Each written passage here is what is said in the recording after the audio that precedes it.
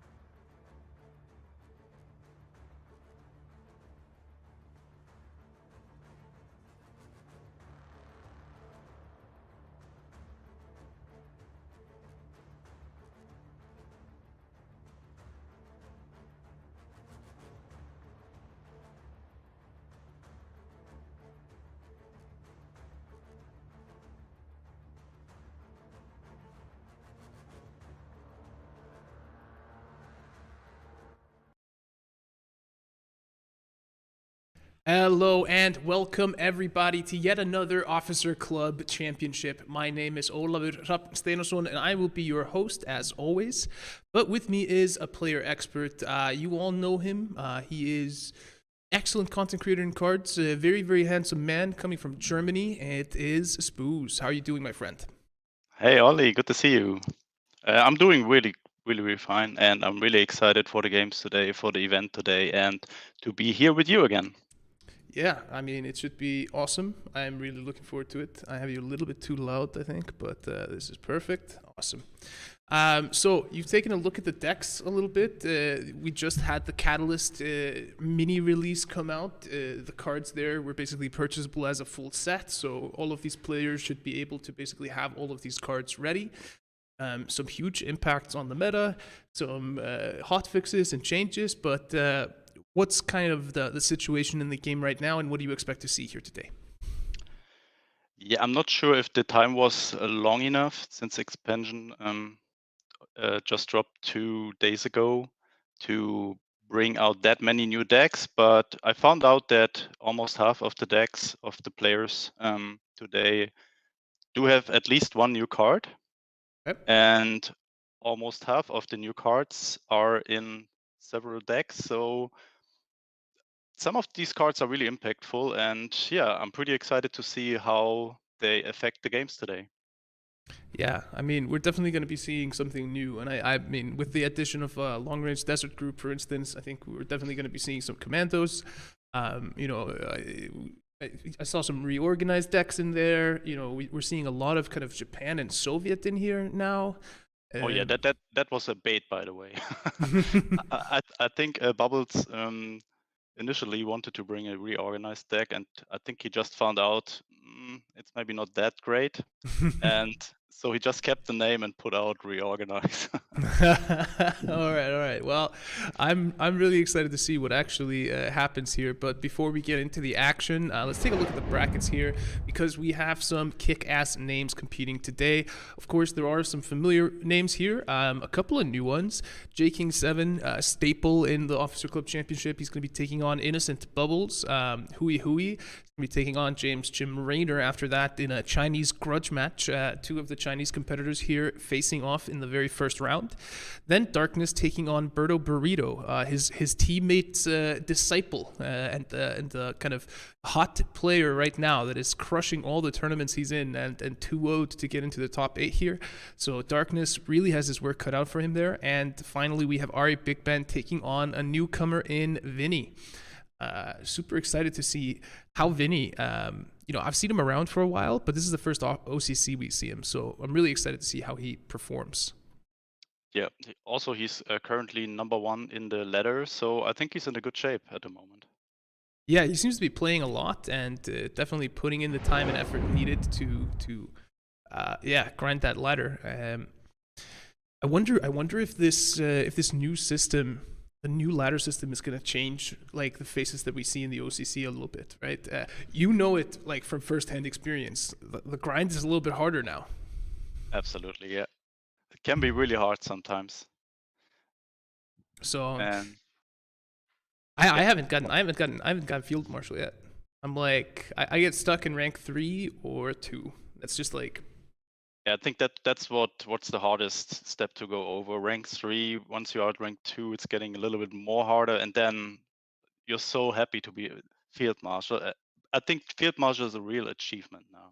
Oh yeah, it is, and we have some goodies coming up kind of right around the corner. We're finalizing the designs of our ranked card backs that are going to give you a nice, flashy kind of field marshal card back that you can flex in the following month after you get to that point. So the grind should definitely be a little bit more meaningful, I think, for a lot of people, because we're doing some things with these card backs that we haven't really done before, putting kind of this metallic effect on the card back itself, and I think players are going to like it a lot. So Ooh, that sounds nice. Yeah, I also like that idea, because last season we all got a gold in elite for reaching field marshal, and it's kind of the same problem that we had before, that the players that have already a full collection just get more elites that they don't need. Yeah.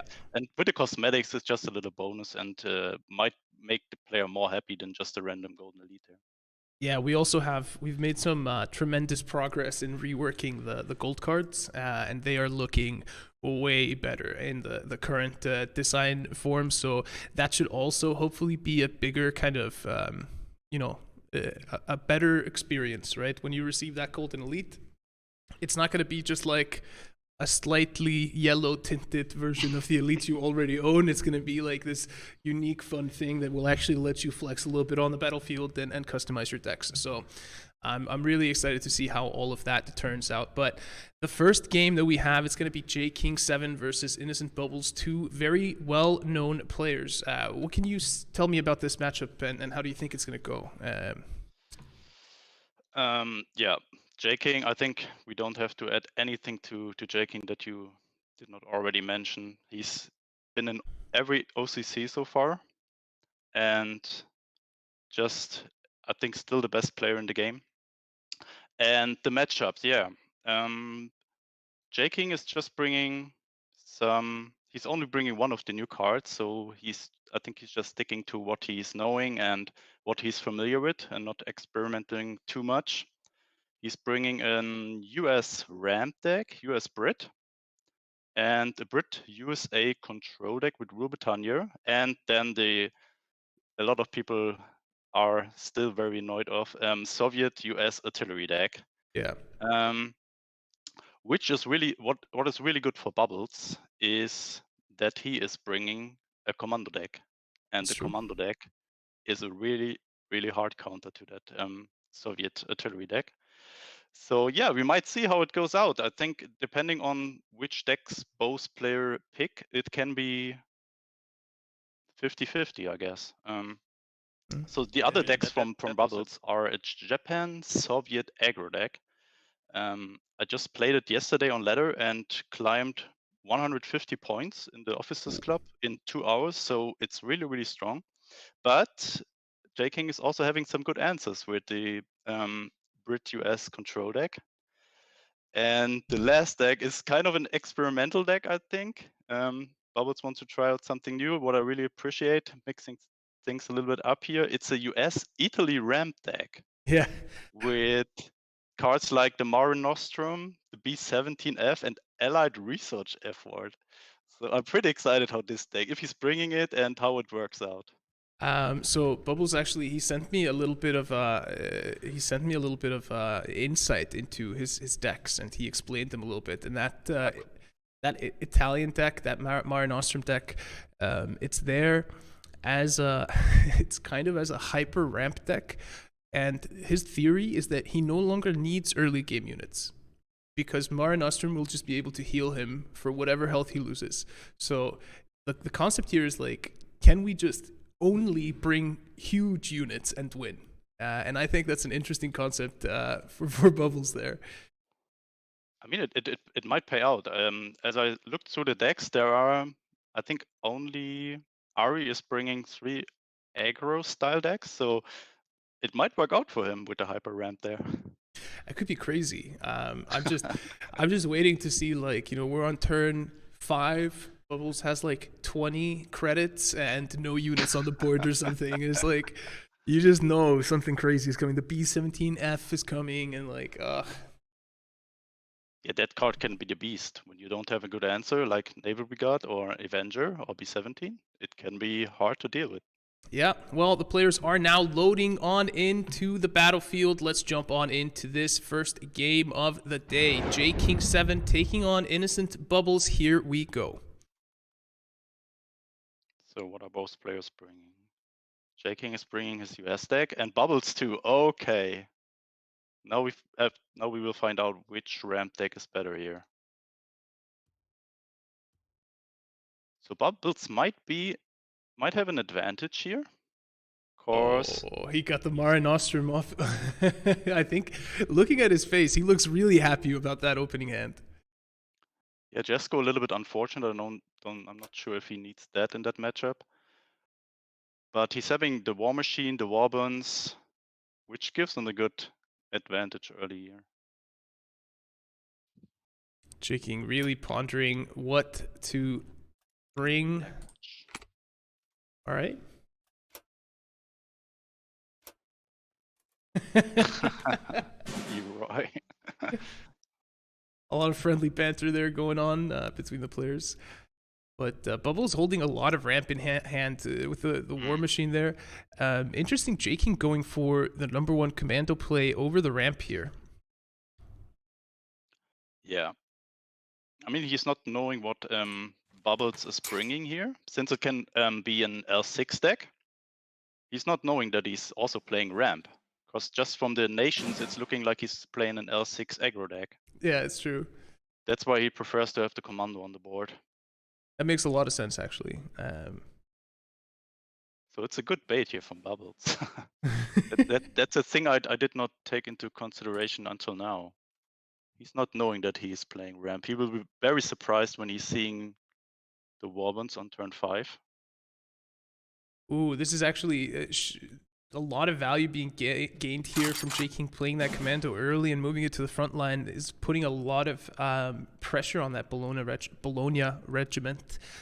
And he's probably going to be surprised when he sees Bubbles going for War Bonds next. He has 3 War Bonds in hand.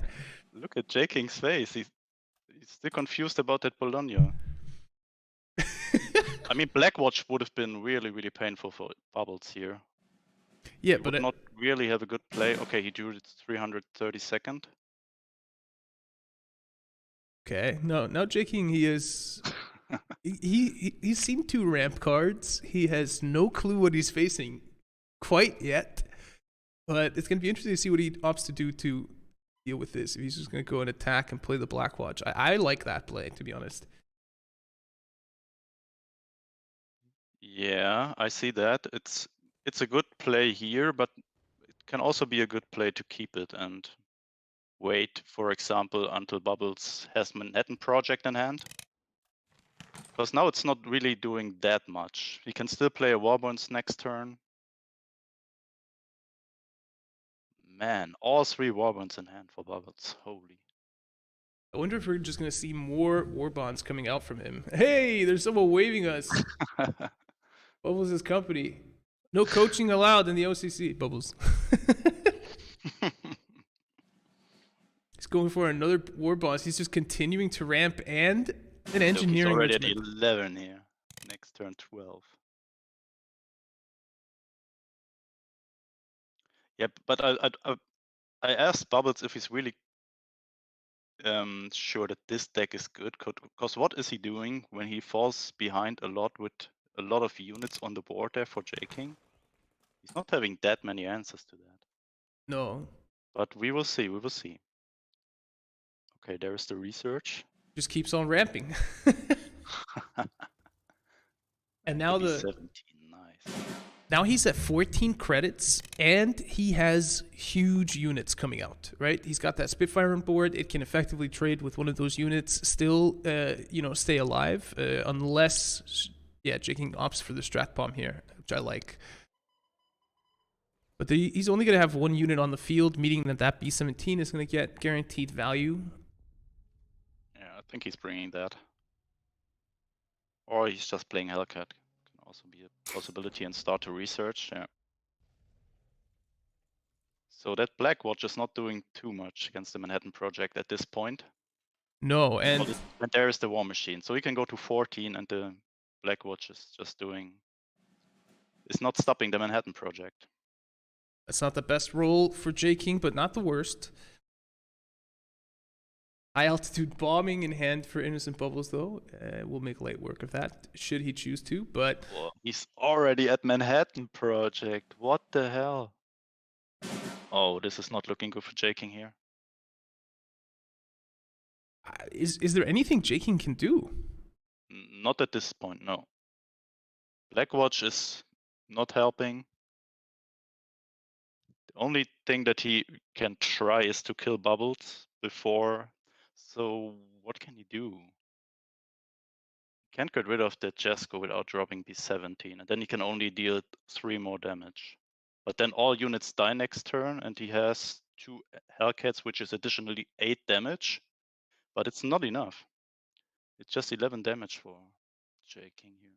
He kind of has to play the Blackwatch just to make it so that playing the Manhattan Project takes up the full turn for Bubbles, that he can't do anything more with it.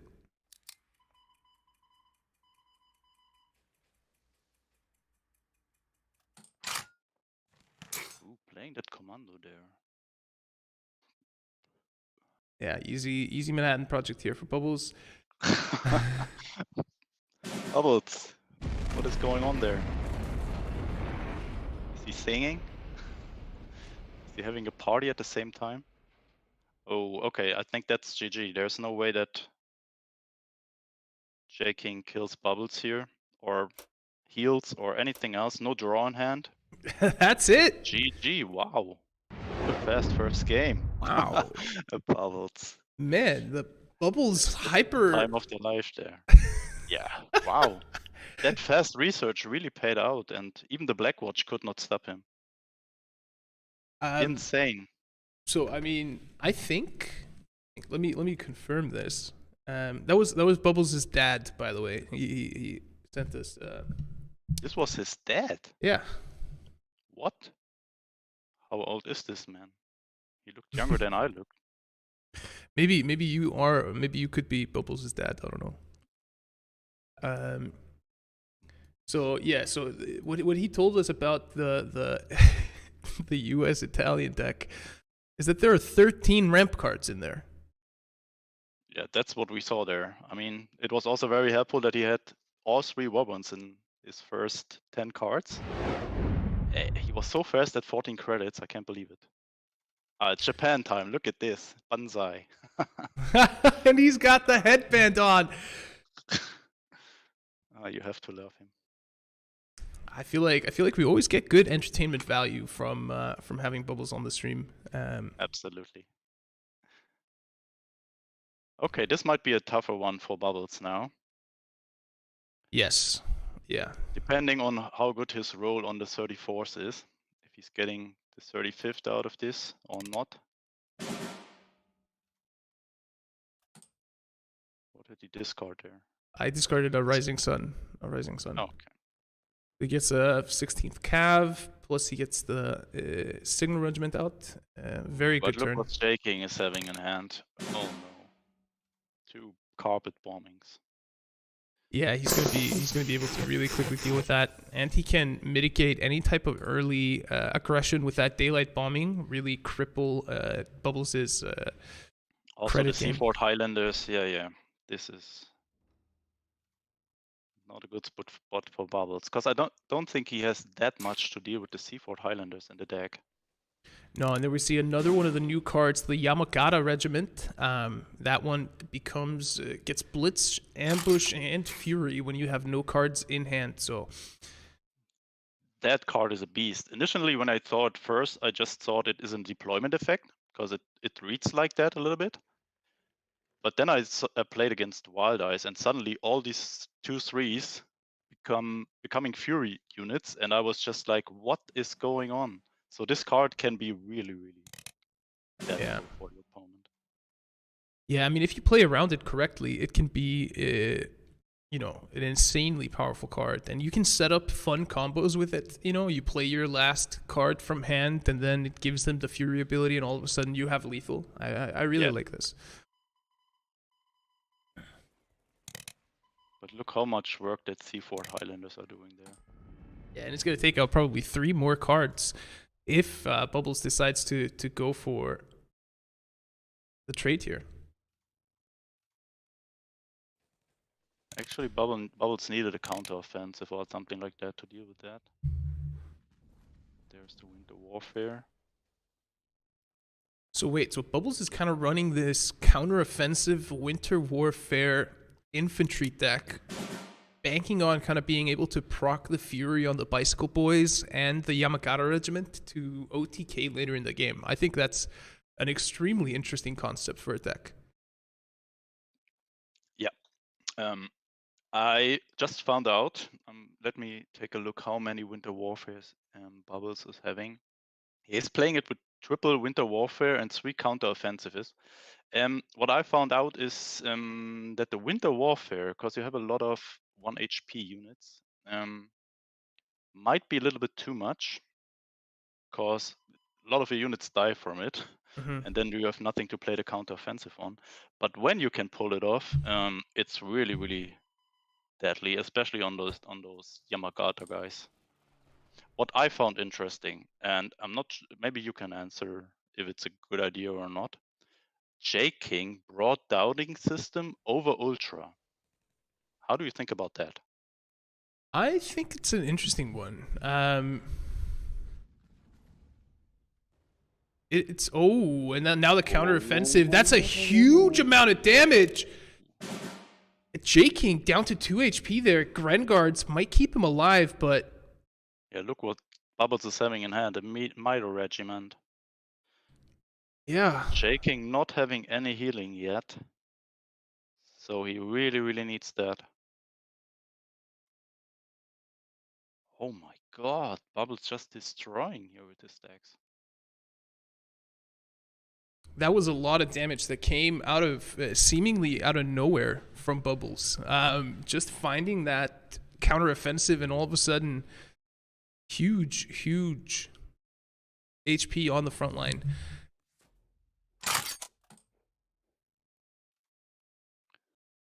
So Bubbles not having anything in hand to kill his own Mito here. Nope. So, trades the Grengards, plays the... Yeah, he's threatening lethal in 2 ways here with the Mito. J King, he needs healing, but he can't find anything. That's going to be it. Is he having Monty maybe? No Monty found. Blackwatch too late. And a quick 2-0 here. Wow, that was surprising. It looks like that's just going to be it. Can't believe it. Bubbles is so happy. Wow. What a massive upset here.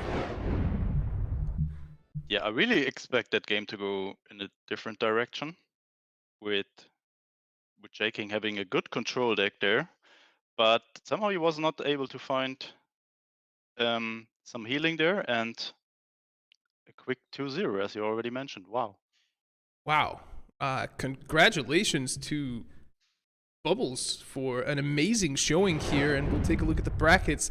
He has advanced into the semifinals where he's going to be facing the winner of Hui Hui versus Jim Raynor, which is coming up next.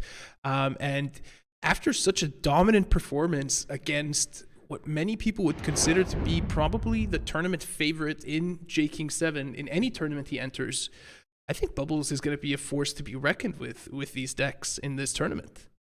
I think so too, yeah. If he also continues to have such insane starting hands and draws, he can go far today. Man, it's absolutely amazing. Congratulations to Bubbles for progressing. Better luck next time for J King 7. I'm sure we'll see him here in a month's time. More determined than ever. But we're going to go to a quick 3-minute break. And when we get back, we're going to be watching Hui Hui taking on Jim Raynor, the Chinese grudge match. Don't go anywhere. Tell your friends and join us right after this.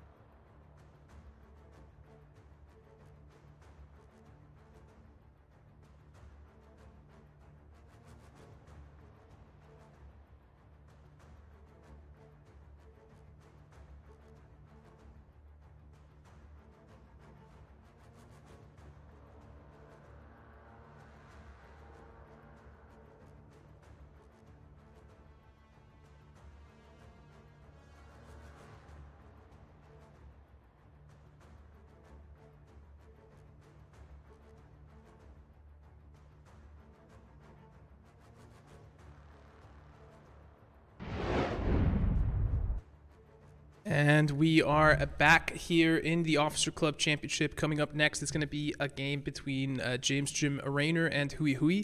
I think the guys have already started the game. A little bit of miscommunication there, but we'll jump right into the action.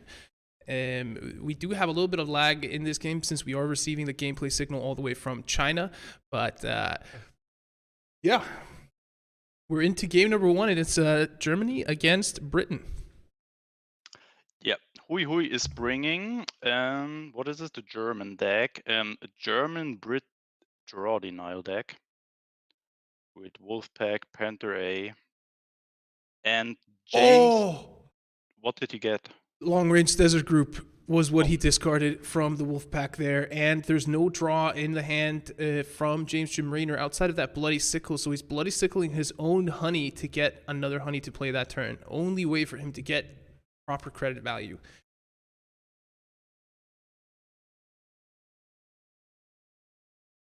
There is a Hipper here to follow up for Hui Hui if he wants. You can also just take out those honeys.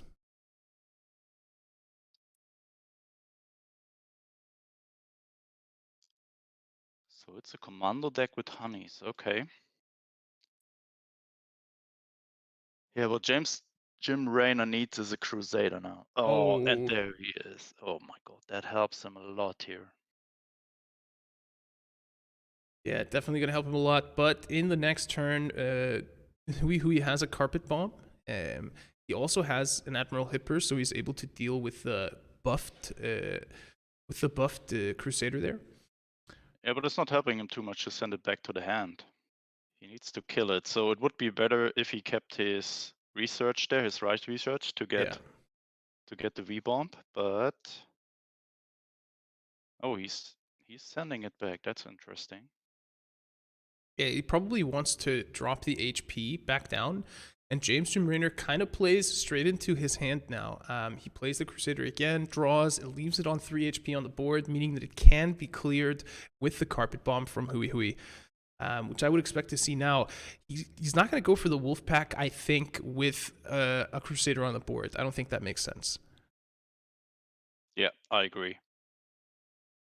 But also, it would not be too bad to lose the Crusader now for James, because he has a Convoy in hand. He already drew some cards here. He has a Night Raid.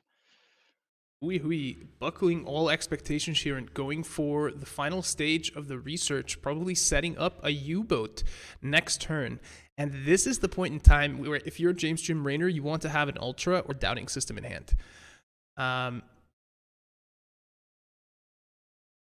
He knows he's going to be discarding 3 cards next turn, surely. Yeah, he has an Ultra in the deck, but did not find it for now. He really needs that. So if you're Hui Hui here, what do you kill with that U-boot? Do you kill the Crusader or do you kill the honey? I think I would not kill the honey. I would... Yeah, that's a good question. I mean, Crusader is, at this point, maybe bad for James Jim Raynor, because he's risking of overdrawing. So I think I would go for the commando, but he's just carpet bombing and taking both out, which is also a good idea, I think. Yeah, makes sense. Can keep it for later for the number 43, for example.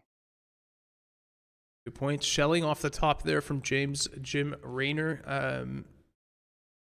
Not necessarily the best time for it, but he has the ability to use that MI5 he stole from Hui Hui's deck with the Night Raid to slow down the draw a little bit from Hui Hui.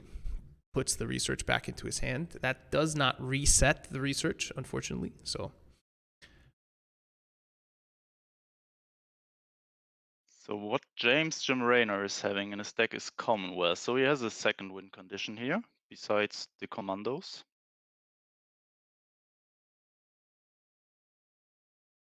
And with him not having it in hand, he's also not risking to discard it now. So better take that U-boat now than later when you have Commonwealth in hand.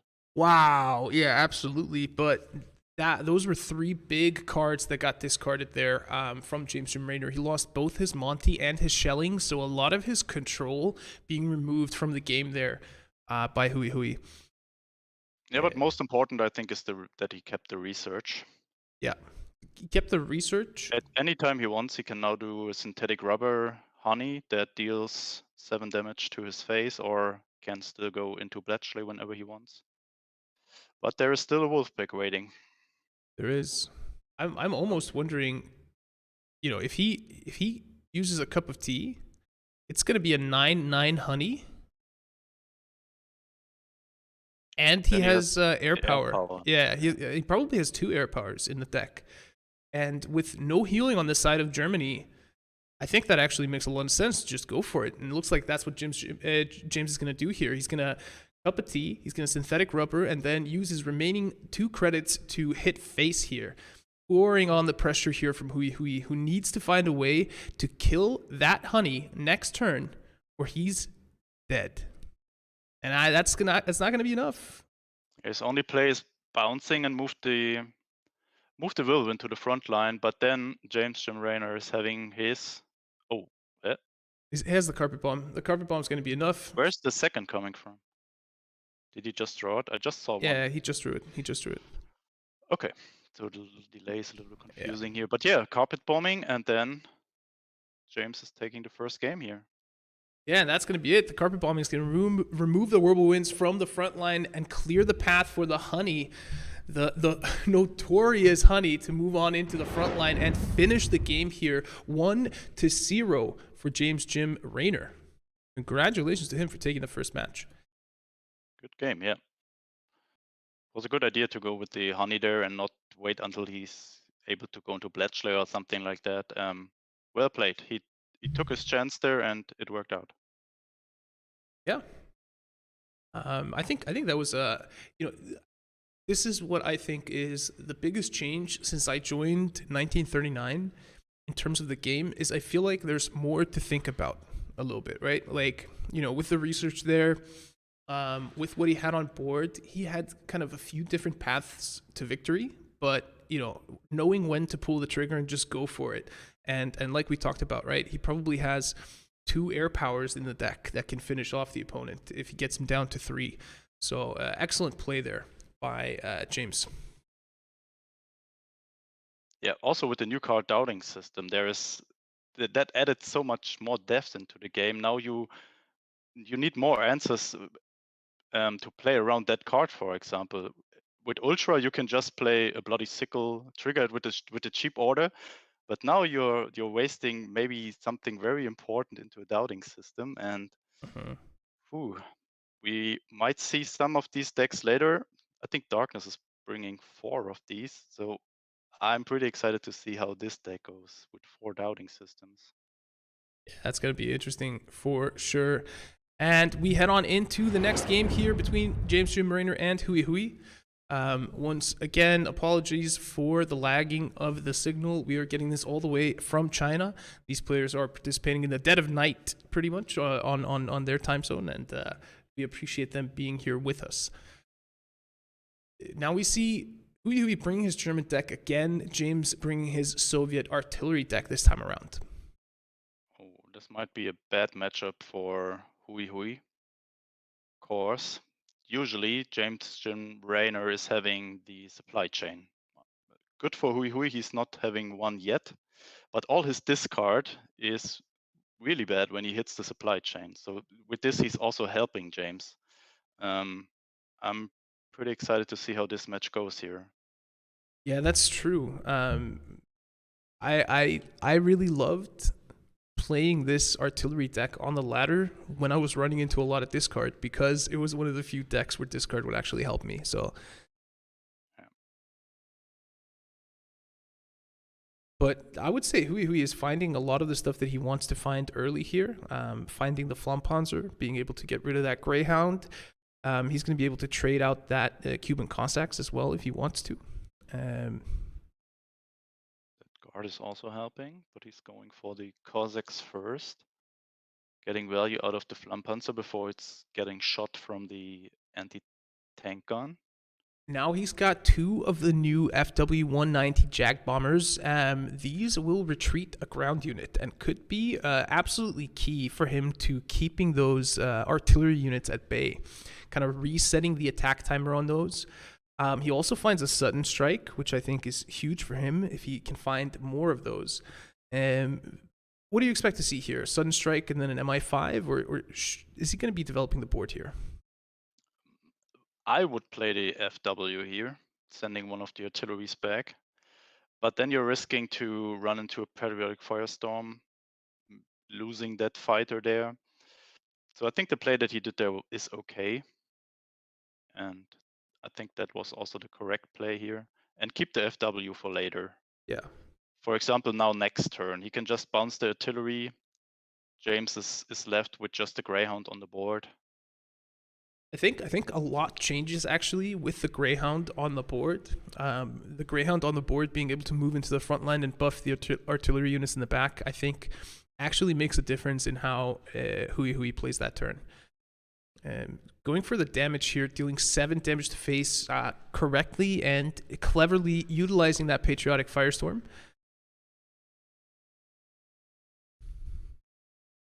Yeah, that was a good turn, but at the moment I don't see how James is pulling that missing 12 damage off here.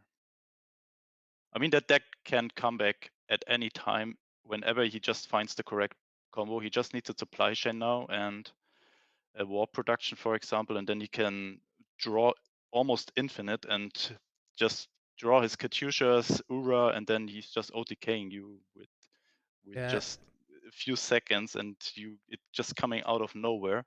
But at the moment, his hand is not looking that great. So wait, he played the Katyusha and attacked with it, and didn't play the 10th Engineers with it, and well, I did not have enough credits there. Yeah, he didn't need to as well with the Greyhound in the front line. Excuse me. Now Hui is in a little bit of a difficult spot because he can't really push either of these back into hand because they both have blitz.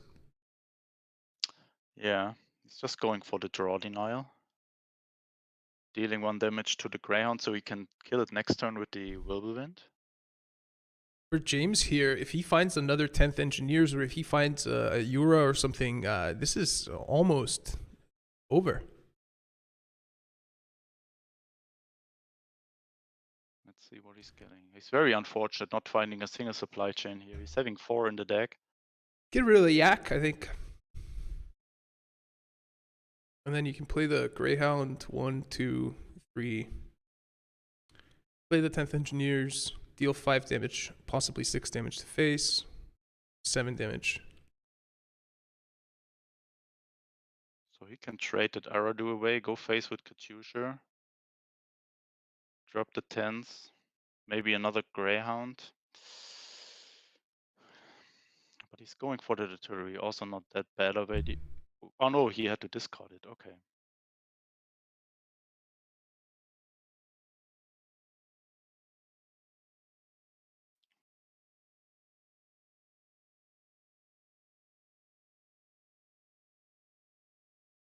Actually, there was no need to trade that Aradu away. Not a lot of risk in that one. Yeah. But a tough situation here because... So he gets that Annihilation, but the Annihilation only leaves him with 1 credit. So what do you use the Annihilation on here, if anything? Or do you just go... Yeah, I think you don't do it here. You can just kill that frontline unit with the Whirlwind. Get rid of that. Oh, that's a tough one. It's what, 3? And then he needs to go into the backline and what, trade the 10th Engineers? Yeah, you always trade the 10s here. Otherwise he might be dead. He's not. I kind of have to think you have to trade the Katyusha. Because the 10th aren't, buffing the Yak there. But what if your opponent is finding another Katyusha? Then you are dead. Yeah, or if he finds a Patriotic Firestorm with this draw here, that's going to be the Ura plus Patriotic Firestorm. That's this. And this is it, I think, because, wait, Ura plus 3, wait, plus 2. No, he's only having 5 damage yet.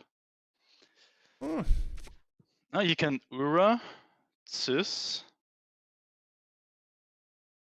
Ura gives Yak plus 3. Yeah, now he's playing the There we go. GG. Wow. No need to even complicate it. He just plays the C's and then finishes it off with a yak and a quick 2-0 here from James Jim Raynor. GG. Well played. I feel like he's another one of those players that are kind of making a really good run these days. We've seen him quite a bit in late stages of tournaments recently. And we have a Chinese player in the semifinals. That is true. That is true. Let me update the brackets here. I'm not going to lie. I quite like it when players with similarly long names progress, because it means it's easier to line up the bracket when I'm making the graphic. But we now have it here. The first semifinal match confirmed. It's going to be Innocent Bubbles versus James Jim Raynor. Both players 2-0'd their round of 8. And Innocent Bubbles bring you some very, very interesting decks. And I'm really excited to see how they're gonna perform against James Jim Raynor's decks. Yeah, me too. All right. Next up, we're gonna be looking at what was it? It was Darkness versus Birdo Burrito. Wow, what a game that's gonna be! Insane. Team Ammo versus Team Ammo. Yeah, Team Ammo versus Team Ammo. Darkness, he hasn't really found the success that he wants to find in the OCC through kind of in the past. And now he's not getting an easy task in the round of 8. He's getting Birdo Burrito, the kid that's on fire right now. Absolutely. Birdo is really killing the tournaments in the last months and weeks. It will be a hard nut to crack here for Darkness, but also vice versa. I think you always have to take Darkness into consideration winning a tournament.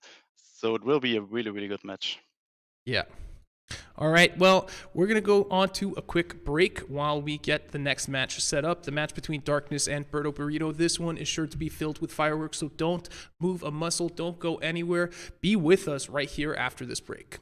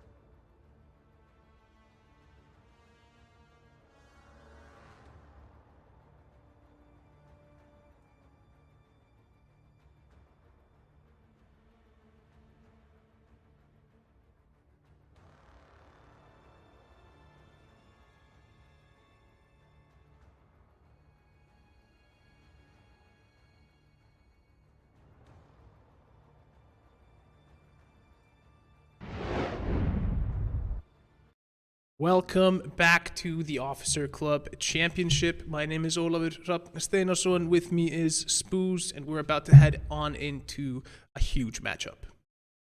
Absolutely. I'm really excited to see who's going out as the winner out of this matchup. Is it Birdo Burrito or Darkness?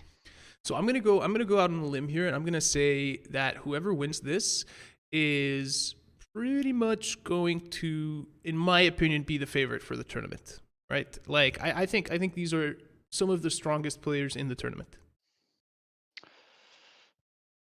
And they also have a lot of experience. The players, besides Jaking with the most experience, that's also something you have to take into consideration here. And I mean, all the Team Ammo players that are participating here today are the favorite to win this. Besides Jaking, he's already out, unfortunately for him.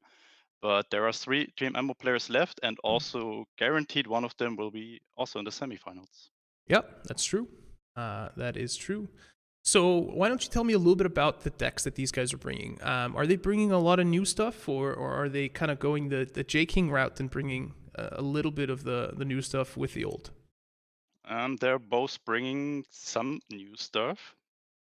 Darkness is having some really interesting decks here. It's one Brit Germany draw denial deck with 4 doubting systems in it, which is really excited. Yeah. He's playing Ultra and doubting systems, so 5 possibilities to counter an order. And then he's bringing US Germany bolts to the ranks deck with Panther G and M4A1, also a pretty strong deck. And then he's bringing that Soviet USA artillery deck that a lot of players are bringing today. Yeah. And Birdo Burrito is bringing Germany Brit draw denial, so both having a draw denial deck. Then he's having Brit US ram control without Rubitania, which is really very interesting. Mm-hmm. And then he's bringing in US Germany bolts to deck 2. Interesting. Yep. So the new cards that we are going to see here is the 5th Panzer Grenadiers. Both of them are having them in her decks. And Darkness is also in his US Germany deck. He's also having Rally. Oh. I'm pretty excited to see how this goes. Nice. So yeah, some cool new cards, some adjusted decks here that are focusing on new cards like the 5th Panzer Grenadiers. You can make a really sick combo with this. For all who are not knowing this by now, the best combo you can get here is Panther G on turn 5. And then on turn 6, you can play both to the ranks on it and the 5th Panzer Grenadiers, which is then 18 damage to face. Wow. When you can pull this combo off, it's so satisfying and so annoying for your opponent, I guess. And Darkness already has. We can see it here. Darkness already has all the components in hand. He's got the M4A1, he's got the bolster, and he's got the Panzer Grenadiers, the 5th Panzer Grenadiers. Yeah, that's the second best option you can get there. Bolster on the M4A1 and then Panzer Grenadiers, which is 12 damage. Also not too bad on turn 6.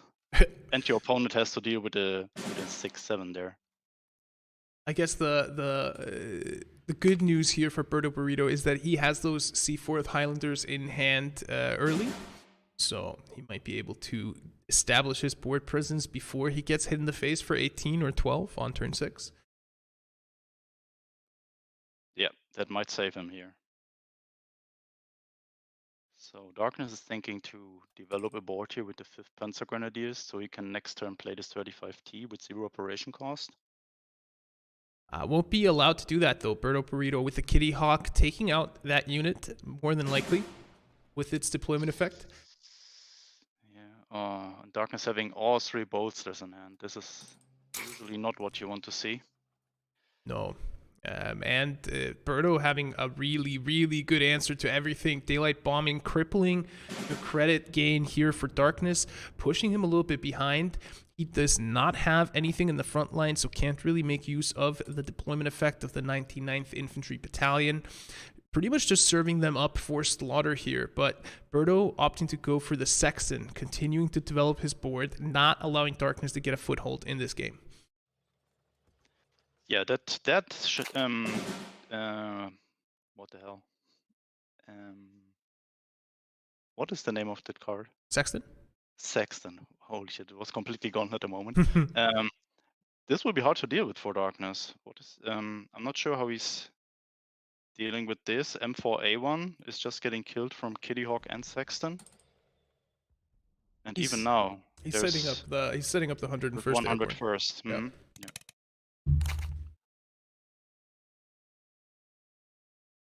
But Birdo in such a comfortable spot. He could just double ramp here and trade for free.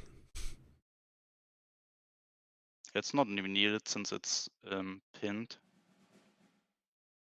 So I expect he's maybe just dropping honey here or moving this to the front line to avoid Darkness from, for example, Greyhound to front line and Sherman, which he cannot do now because he's just 5 credits. But I think in this matchup it's important for Birdo to keep Darkness out of the front line.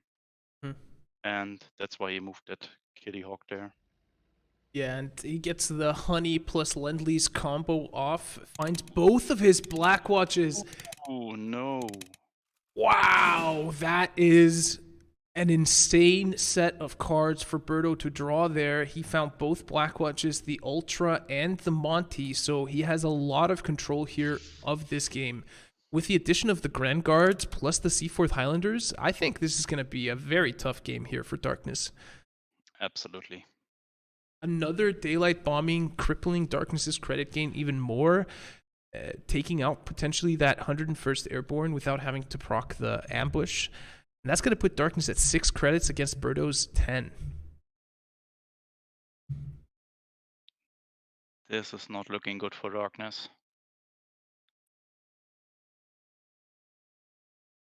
Birdo having the absolute advantage here. Both Black Watch will just make his boats to the ranks 8 credits. Yeah, and all of them.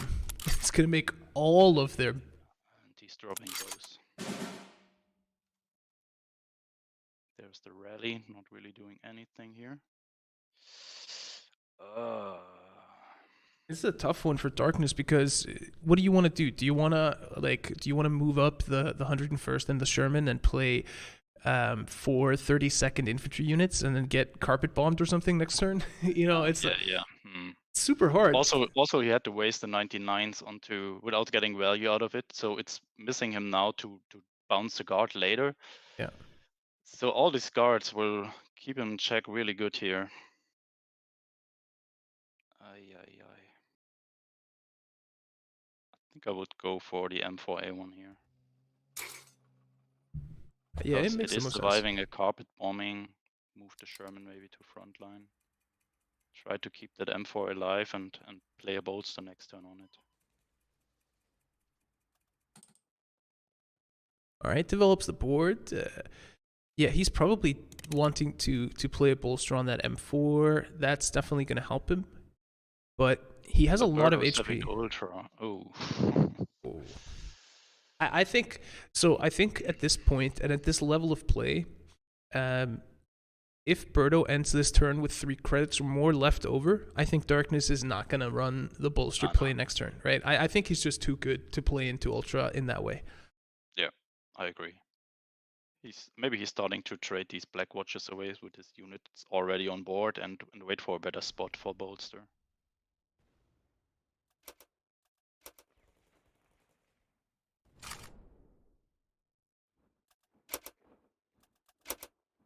Now we're all knowing his email address. Yeah, players need to stop fixing their settings while they're live. The Strat Bomb is an interesting option here. He can really cheaply trade out that Black Watch in the front line and Strat Bomb the back line, dealing a ton of damage. And dishing back some punishment on the credits from Birdo Burrito. Yeah, but you have to keep in mind that with 2 credits left for Birdo, there's now the possibility of doubting system. That's true. And wasting 6 credits into this.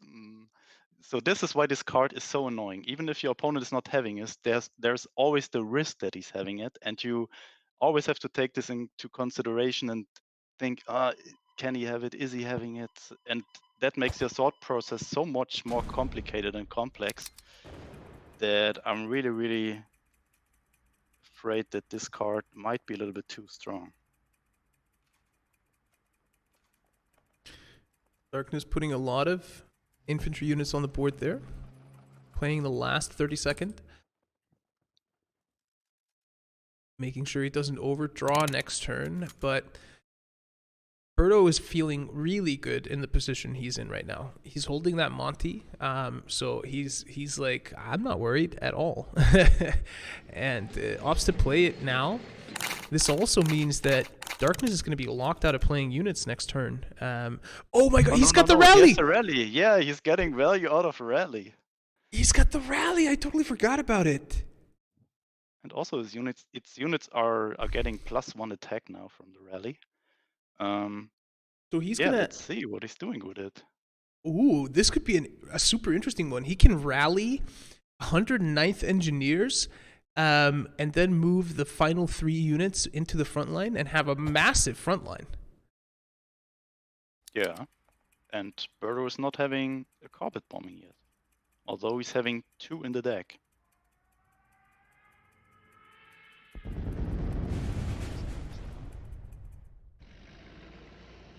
Oh, he's playing Ultra. He's playing Ultra.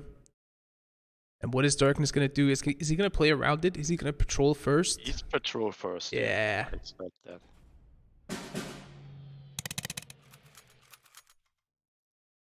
Now he knows. Strap bombing. Yeah, it's safe for him to do so. Takes out both Might honeys. Be a better choice, yeah, than just playing rally here and getting value out of 2 tanks because the infantry units cannot attack this turn. Oh, and Birdo finds the shelling now. Yeah, he got the shelling during Darkness's last turn, and it's gonna be painful, but not that painful anyway, right? The 32nd, they just kind of appear on the board, so it's not like there was a ton of drawing or discovery or anything behind those cards. They're just kind of units that die. So yeah, and they're also thinning your deck a little bit, so you're more likely to find the stuff that you need. That's also something that people might underestimate when they see that card. It's not just drawing you, it's also giving you more value later in the game than when you draw a one credit unit on turn 10. It's usually not that great, and with this unit being early out of your deck, it's really, really good later. Mm-hmm. Darkness is going to overdraw here next turn, and look at the position he's in. He still has to use his entire turn to bolster a single unit. That is a really tough spot for him to be in.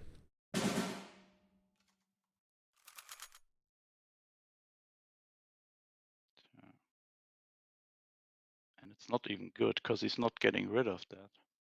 And there are 2 more guards waiting in Birdo Burrito support line. Okay, wait. He has the Hellcat and he has the 10th Engineers. Still just 8 damage. He can bolster. Right. He can bolster in 10th Engineers, right? Yeah, he can bolster 10th Engineers and kill the. No, isn't the 10th just +2? Oh yeah, it is. It is. Then it's 8 damage. Yeah. Yeah, it's gonna be 6/6. 8. Yeah, 8/6. Where was I getting that extra damage from? I was counting it somewhere in my head. It was coming from somewhere. Yeah, I know that feeling. Especially when you count lethal and then you do the combo and see, oh, 1 damage less than I thought it would be. What happened in my head? It's bouncing the M4, yeah. Good choice there. Wow, all these guards in the front line. I mean, if Darkness is finding a way to deal with it, let me check if he's having maybe Seaborn or something like that in the deck. I feel like Seaborn makes sense in a bolster deck now that you can get that 6/6/4 op cost unit. Yeah, he's not having it. No Seaborn in the deck. We're more than likely going to be seeing a bolster plus the 10th Engineers coming out now.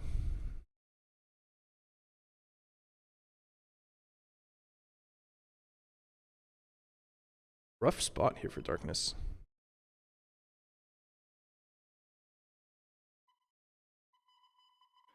If he can manage to deal with that front line. Look at Birdo's hand. He's not having that much backup. He's not having Ruby Tanya in the deck.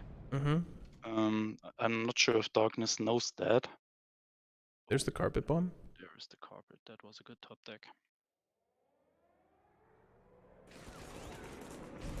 But there's These not. C4 Highlanders, just dealing 1 damage each turn. It's not that frightening. I mean, he's down to 10 now. But he's still in a very, very difficult situation. Absolutely, absolutely, yeah. He's taking 5 damage every turn from what's on the board already, and he needs to find a way to get through those 7 HP C4 Highlanders. And that Hellcat, that's going to put him down to 1. It's going to be 1 HP. That is GG now.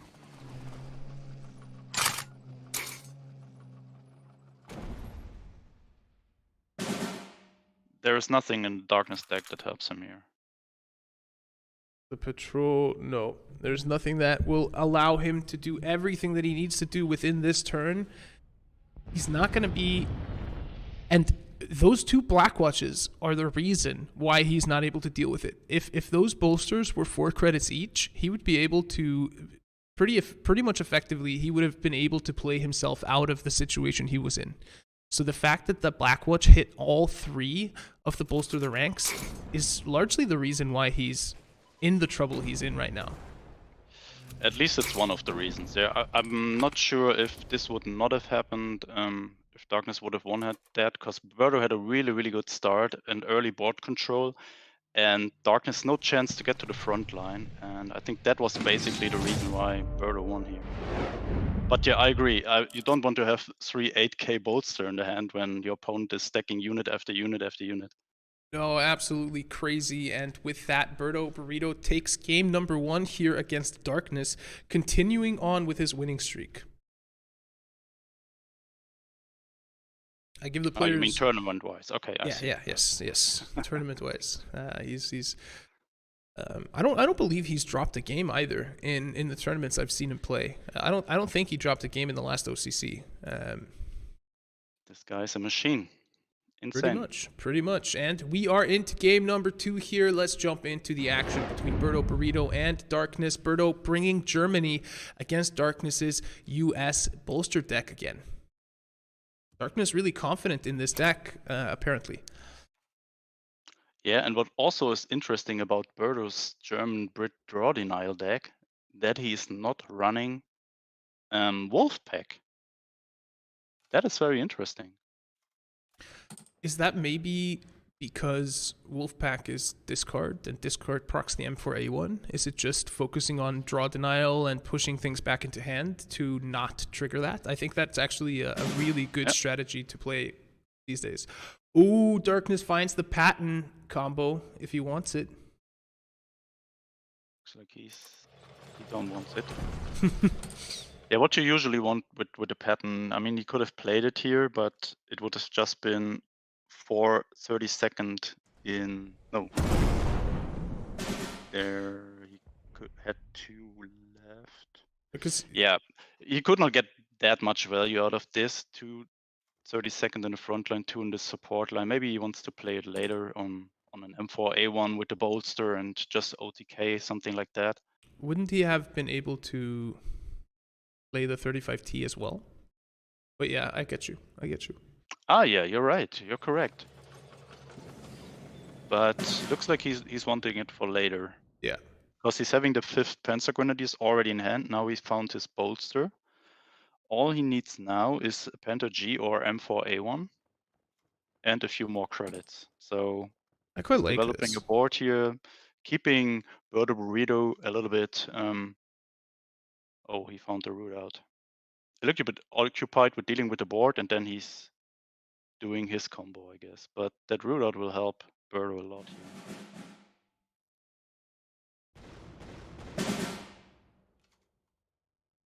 And there's the M4. It's a good pickup. And now he's already having the combo next turn. Bolster into 5th Grenadiers. Panzer Grenadiers, 12 damage to face. Yeah, and If Birdo is not moving to the front line. But even then, it's still 6, and there is a... What is it? 6-3? Missing. 6-4. Ah, there is missing. Oh, where is it? He is hovering it right now. Hovering it? Okay. Oh my god. And there it is. It's activated. And now is the question of what can Darkness read into this? If Birdo just passes this turn, surely he's expecting a doubting system. He's expecting something. So what does he do? Does he just develop the board here? He can... I mean, Birdo played Lurking Danger earlier, and so Darkness is highly expecting countermeasures here. Yeah. Yeah, but what is he doing? I mean, he can 5th Panzer Grenadiers and play Patton first, move them to the front line.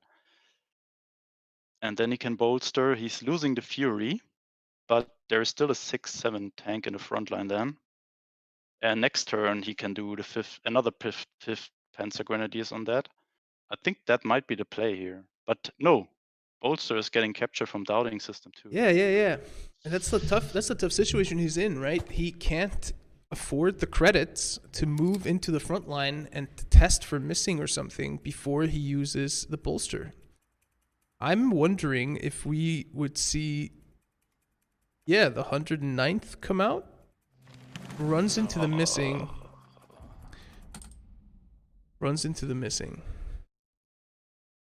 But now he knows one of the missing is gone, and a Leopold in hand from Birdo here. This is another game that is not really going in Darkness' favor. Look at all the answers that Birdo is having here. 2 tactical strikes, a guard in his support line, Leopold. And Darkness again not able to capture the front line here. He really needed that to bring in the Sherman. Yeah. He's able to capture it if he wants it with Patton playing Sherman, trading the Flampanzer and moving it up, but probably not worth it.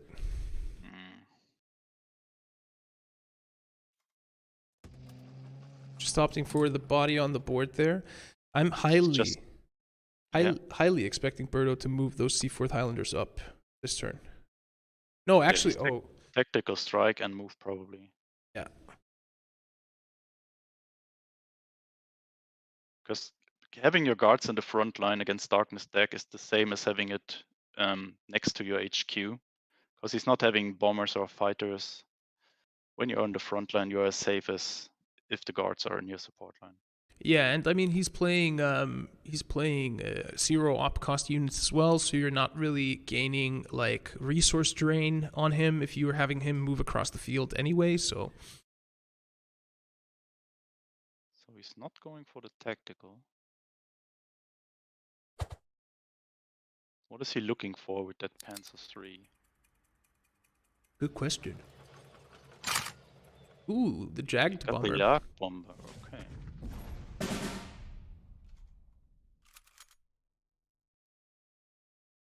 Anti-tactical strike it, okay.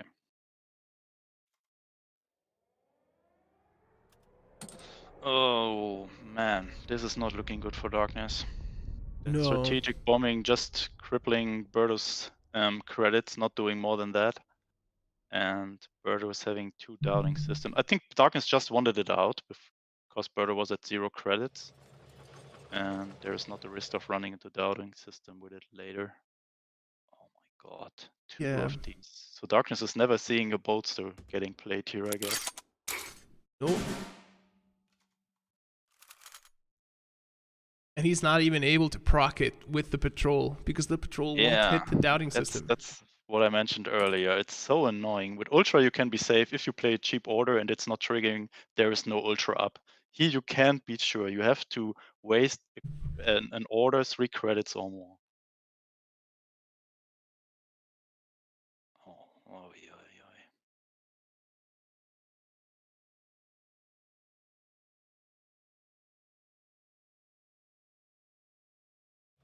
So I hear Birdo has been banned from all games of random chance in Las Vegas because he just went there for a weekend and became a millionaire. Really? Everything that requires top decking is something that Birdo is banned at in Vegas. Whereas Darkness somehow finds all of his good cards at the very bottom of the deck every time he plays an OCC match. Oh, his hand. That is... It's so frustrating when you're just sitting on this. Your opponent is building a big board and deploying a unit, and you're just sitting on that hand there and have to watch. And then you're getting MI5'd. Oh my god, no. I feel the pain of Darkness here. Yeah, absolutely. And he has no recourse either, right? He can't play anything to deal with those Seaforth Highlanders. And this is the second game in a row where the Seaforth Highlanders are, the two of them are in the front line causing Darkness issues. Yeah, I think that is game. With Darkness not having Seaborne Invasion, I don't see how he deals with that front line there. No, and I mean, any way that he has to deal with that front line will include an order that costs more than 3. Yeah. That is just 16 HP waiting in the front line there. That might be GG. That Panzer 35T doing absolutely nothing here. Can maybe trade one of the Seaford Highlanders away, but it's just saving him 1 damage.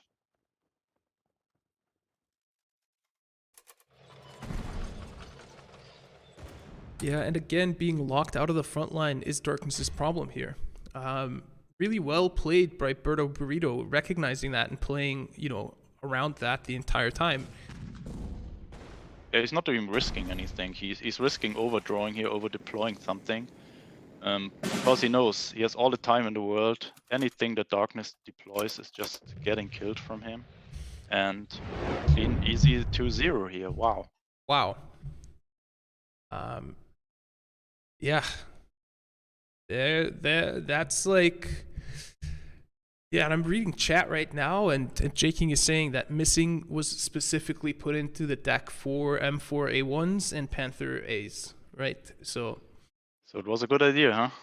Yeah. It really paid out. Wow, that was really, really bad there for Darkness. I'm not sure if you really have to play around it in that spot. I mean, Darkness had to do something. As we saw, there were so many decisions that were also incorrect at that point that I think Darkness had no chance there. Yeah, it was a rough spot for Darkness in both of these games. I think that has to be said.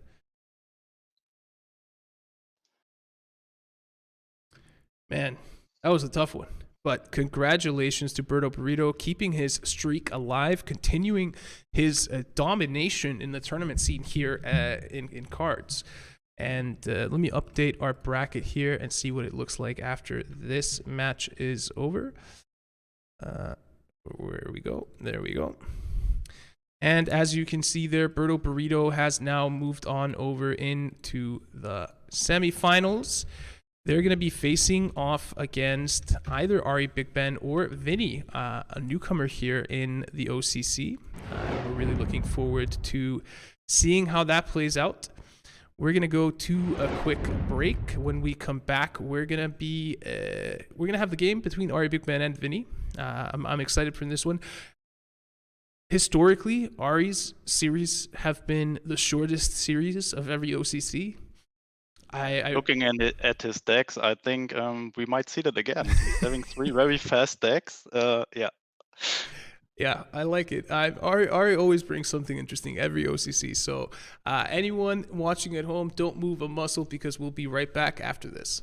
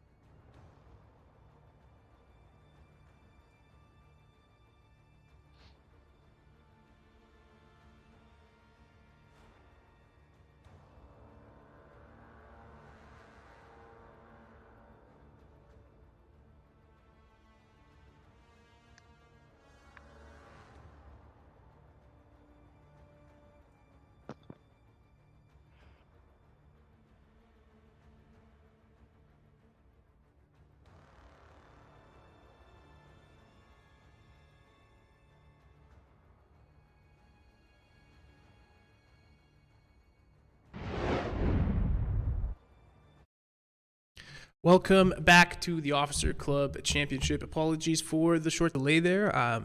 It turns out I typed in the wrong nations when I was telling the guys what Vinnie is bringing to the table. Ooh. But it's been sorted now. He is bringing Soviet, Germany, and Britain, and the USA as an ally for all of those. So it's a little bit of an advantage for the newcomer here against the Standman, Ari Big Ben. So I don't know. I think you can never really get an advantage against Ari Big Ben, right? He could bring, in my opinion, to the OCC like a deck that you would see him play casual mode and stomp with for some reason, and he just shows up with it and wins with it. It's just an insanely good player. You can expect everything from Ari. Yeah. Yeah, I mean, he's the guy that's been bringing like Resistance and France and Italy and stuff for a long time to the OCC. But today he is bringing 3 counter-offensive decks. Oh, wow. In all of his decks, there are 3 counter-offensive, which is really insane. I'm surprised that not more people are bringing counter-offensive, because a lot of players are saying that this card is currently too strong. Mm-hmm. But as you see in the higher ranks and higher levels, this card might not be that much played. It might be just too strong in the lower levels of the game, where players maybe don't have that much answers to big units. So Ari is bringing US Soviet counter-offensive, Japan Soviet counter-offensive, and Soviet Japan counter-offensive. I'm pretty excited to see which he's bringing first and preferring here. And Vinnie is bringing Brit US Ruby Tanya deck, then a German USA Fast Heinz deck, the only one the player is bringing here today, and the Soviet USA Artillery deck. I'm pretty excited to see that German US Fast Heinz deck. I mean, considering that Ari was the guy that pioneered that deck, the first time around, completely broke the meta, forced us to like power nerf Germany because they're good old times here. With the new cards, the Panzer 3F and the 5th Panzer Grenadiers, this deck might come back in the meta. It's really good now. These 2 cards alone made Germany, US, for example, viable again. Yeah. I'm thinking we're gonna see a lot of these kind of more early game tempo based decks coming out soon. And I'm just getting the last of the gameplay stuff sorted here for our upcoming match. Should be good to go. I feel like we're about to see, I feel like over the past 3 months or so, the meta has slowed down a little bit. But I think we're going to see it speed up a little bit now again. Yeah, I agree. You're already seeing this at the moment. And it might go into that direction even more once people find out, these new cards can be very good in that deck. Alone that Yamagata regiment making Japan aggro a little bit better tier now. And yeah, pretty excited to see how the next weeks and months go with the new cards and people finding out new strategies. Yeah. We're waiting for the players to pick decks. And we should be jumping into the game here soonish. So what is also very interesting on Ari's decks, he's the only player, I mean, there are not too many Japan decks today, but he's having 2 Mikawa regiments in 2 of his decks. Ooh, interesting. Yeah. All right. So that's what I like about... jump into the match. Yep, keep going. I know you were going to say something fun about Ari there. Yeah, what I really like about Ari and Innocent Bubbles is that they're mixing things up always and surprise us with some interesting ideas on decks and not always playing the decks that you are seeing on ladder, and that's what I really like. And as you can see with Ari and in the past tournaments and with Bubbles today, you can win with that. It's really something that can put your opponent off guard, and then you just surprise him. It's really, really fun to see. Yeah. Wonder what we're going to see here from Vinnie, if he's going to play the Greif early here with the Panzer IIA, get the front line, or he's going to go opt for a 30-second infantry spam. I think that's going to be an interesting one. Kind of has... He's having a lot of options here. I would prefer going with Flak now and Greif double Panzer A next turn. Yeah, I like that as well. Arguably the best way for you to really quickly get a lot of power into the front line, having those 3 units there. And, ooh, he finds the fast Heinz off the top as well, meaning that if Ari is not able to deal with those tanks in the front line right about now, well, oh, he's not even going to play the Panzer IIA. He's just going to go for the fast Heinz immediately, and the pressure is on. Absolutely. That will be hard to deal with for Ari. I mean, he's having one hammer here. He has a hammer, Tora, and a Winter Warfare, so he is able to deal with some of it. Okay, that was a good answer. And now look at Vinnie's hand. I mean, he can draw 2 more 30-second. So he finds the Enigma. I think that's really good for him.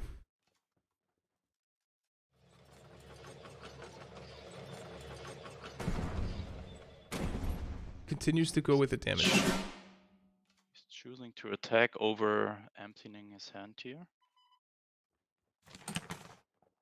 Right, Sendai, and 2 hammers now in the hand for Ari, meaning that he has a pretty good way of dealing with whatever comes out of Vinnie's hand at this time.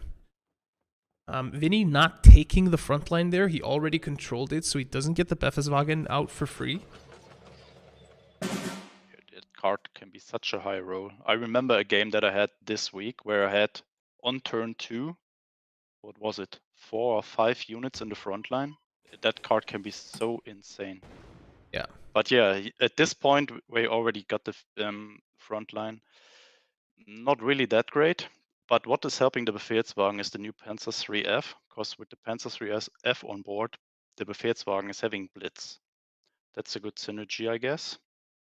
But in my fast Heinz deck, for example, I put out the Befehlswagen. I don't like it that much, but here it is. Still a huge board for Vinnie. I mean, just to remember, 2 turns away, he just had the Enigma and 1 unit in hand, and now he's having again 5 units in the front line here. Yeah. So all he needs to find now is the Blitzkrieg, and the game is over already. Yeah, but he's only having 1 in the deck. Wait. Okay, so I got a question there. If you're Ari, why would you not play the Yokosuka and kill the Panther 2A and the 32nd Regiment instead of wasting the hammer? What did he do? He played the hammer instead, no? Yeah, he played the hammer on 1. I'm not sure what might be the reason behind that. But this is looking like game. Very little that Ari is able to do against this at this point in time. No, he can. He can leave him with 1 HP attack unit there. He can trade the 35th and play a hammer. Oh, that's true. And now Vinnie needs to find that 1 missing damage. Or he finds something with Blitz. What is it? Enigma? No, just another Enigma. What is it? No! A Stuck and anything else. Oh yeah, he's only drawing 1 card. Yeah. Uh-oh. Wait, now Ari, he's able to... any order that can deal that damage. No, Ari's... He really needs to do it with a unit. He has no order, no air blitz, there's no Bismarck. Playing it perfectly, shortening his hand, so Vinnie's now only drawing 1 card, with just leaving 1 credit left. There are 2 credits left. Ooh, the 99th. It's not really helping. Is Ari really going to make this comeback happen? Because he does not need a lot of time to end this game. If he gets 1 more free turn here, the game's over. Yeah, I mean, he's having 4 units in the front line, with Vinnie only having 3 in the support line, and there is a huge 6/6 unit. Honestly, I don't see how Vinnie is coming back here. And he can even play the Mikawa regiment up into the front line as well. That's another 6/6, and Wow, is this happening? Ari again. And now the Panzer IIA comes. He needed that earlier. The tiny tank that could, a little bit too little, too late. And Ari Big Ben from the brink of destruction, 1 HP, is making a comeback here against Vinnie and takes game number 1. Oh, that was close. That was a typical Ari game. Wow.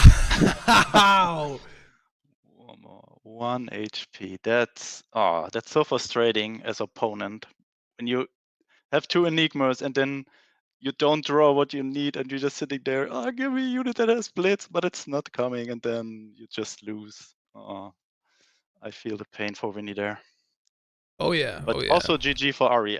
Maybe, yeah, I did not really pay attention at the moment when he played the Yokozuka there, why he played that hammer over the Yokozuka. But in the end, it paid out. Yeah, I mean, I don't know. Maybe he was like 400 IQ above me looking at that situation, probably. But now we're heading on into game number 2 here between Ari Big Ben and Vinnie, the last quarterfinal game. And this time, Ari Big Ben bringing the Soviet deck. And it looks like Vinnie's bringing Germany. Yeah, he's trying it again with the fast Heinz deck. Look at those card backs from Ari. He had the Japan 50,000 card back, or level 250 card back, and now he's got the Soviet one. Oh, looks so good. I mean, this guy is, I don't know, playing 20 hours a day. You see whenever his I'm online and look, Ari is also playing. He's such an insane guy, and he's having so much experience in the game. That's why I think he can play almost any deck and be good with it.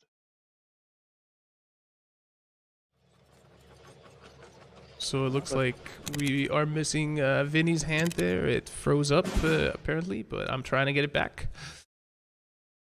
Vinnie with a good start here this time.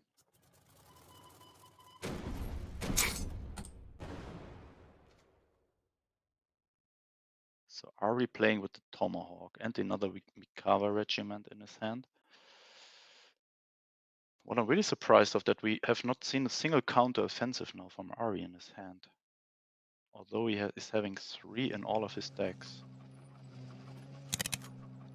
Not that he needed it in the last match, but this one might be a different one. Is he going for the Blitz Mikava?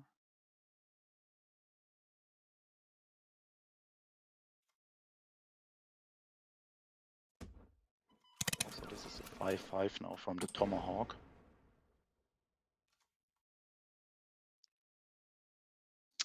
But now all other cards of Ari's hand are 1 credit more expensive, which gave him a 4 credit disadvantage now.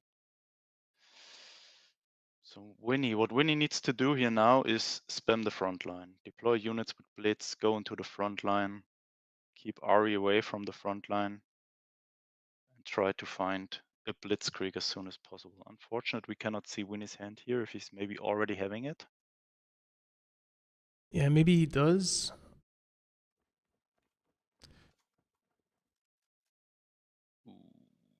We'll jump into getting Vinnie's hand back on the screen after this match. Doesn't seem to be possible to recover it while we're in the game. Kagoshima. Really like the deck idea from Ari here with the Tomahawk and all these Alpine units and ambush units. Yeah, I quite like that as well. And, you know, a 6/4 Kagoshima, that's a tough one to deal with. But good spot here for Vinnie now.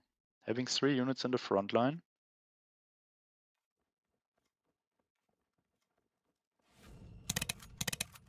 This is a good one, getting additional value out of that 1/2 Japanese unit. Yeah, the 33rd Recon there, drawing a card off of Winter Warfare. The Winter Warfare also proccing the guard on the infantry unit there next to the HQ, pushing everything down to 1 HP outside of that 99th infantry. That probably... Oh, but Vinnie! Rocking the Cadet Nurse Corps, and I'm almost happy that we didn't see his hand there because I was really surprised. Maybe as surprised as Ari is now. How is he dealing with that? I mean, he has one Mikava left, but not a good spot to play it, since he's then still having 5 cards in the hand, making them all 1 credit more expensive. Yeah. I think Ari is hoping for another Winter Warfare now.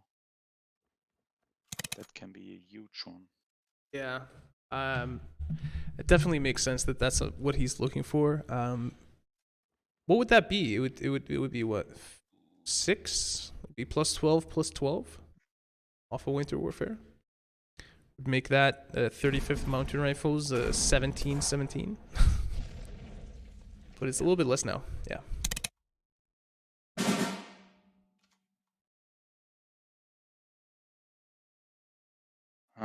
Not a good situation now for Ari. What really helped Vinnie was the 99's bounce back of the Kagoshima. That made Ari lose a lot of tempo in that game. Yeah. And yeah, Vinnie is now able to just spam the front line, unit after unit after unit. And with Blitzkrieg in the deck, he can, anytime he finds it, just kill Ari here. So Ari has to spend a lot of resources clearing the front line every time.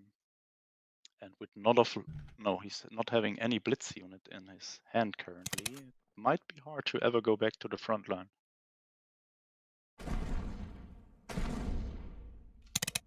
Counter offensive, making a unit +4/+4. Ooh, he found the Cossacks. But still not a good spot here. All units getting buffed from the 109s. So counter offensive coming in. That's a big one. It is a big boy, but is it big enough? That's a good question. Winnie's having 4 cards left. Okay, Yeah. Look not really good because it's not having Blitz. Panzer also not getting the value. But Ari is just getting so low at this point. Ari needs a Winter Warfare now. That might be his only chance to come back again. Playing the Winter Warfare, move both units to the front line. Okay, now we can only move one. Yeah. Ooh, okay, that's giving him one more chance. No Winter Warfare. That's GG. That's all she wrote. And just like that, we are in a 1-1 situation. Vinnie. Yeah, the first for today. Yeah. Vinnie and Ari, 1-1. Sending Vinnie a message here to check on his gameplay signal.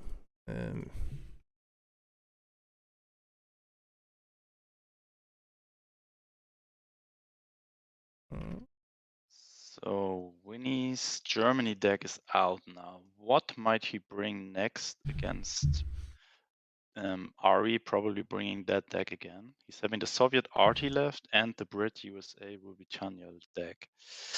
Ooh, that's a tough choice for him. I think he's going for Soviet Arty maybe. Yeah. That Brit USA, I'm not sure if it can deal with. Do you think Ari is gonna bring the same stuff? I expect him to bring the same deck, yeah. Because his other deck, USA Soviet counter offensive.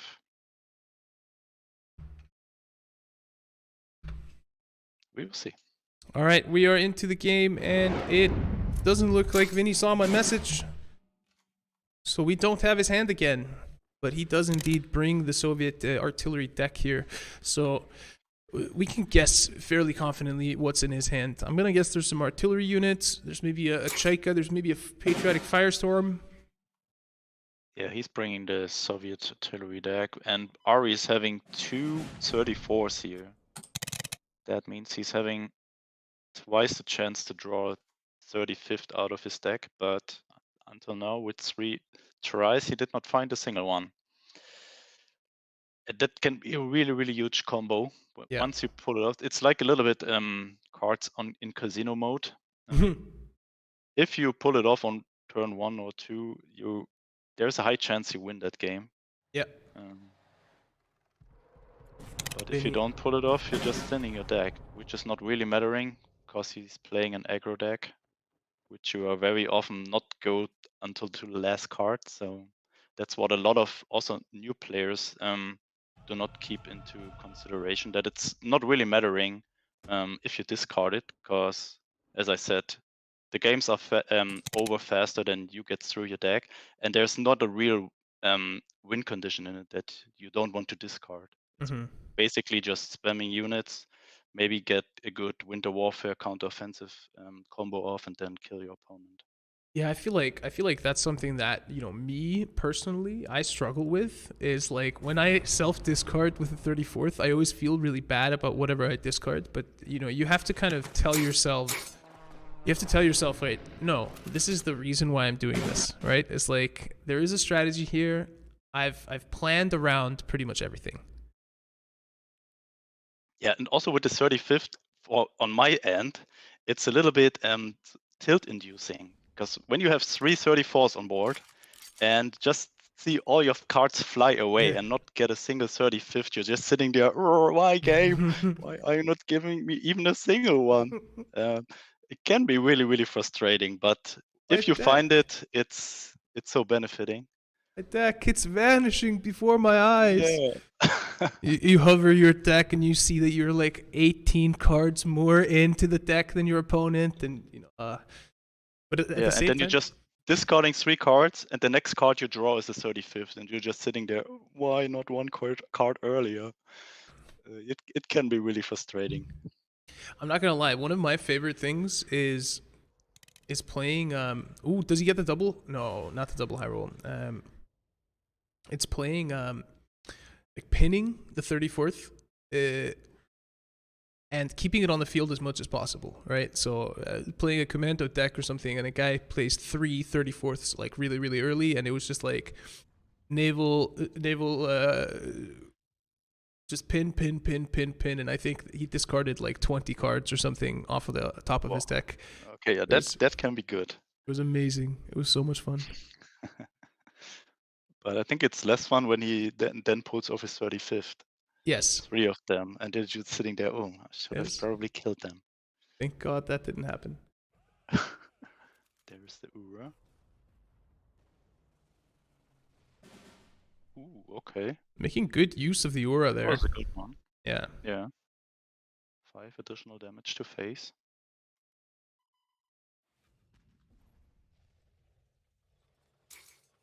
All right, looks like Ari is starting to set up possibly for a counter-offensive turn if he gets the chance to, with the tank in the backline there. Yeah. And Really? Vinnie, I'm not sure what his hand is, might struggle to come back here, because there are already 2 Katyushas out. Maybe an anti-tank gun can help him a little bit against that T80.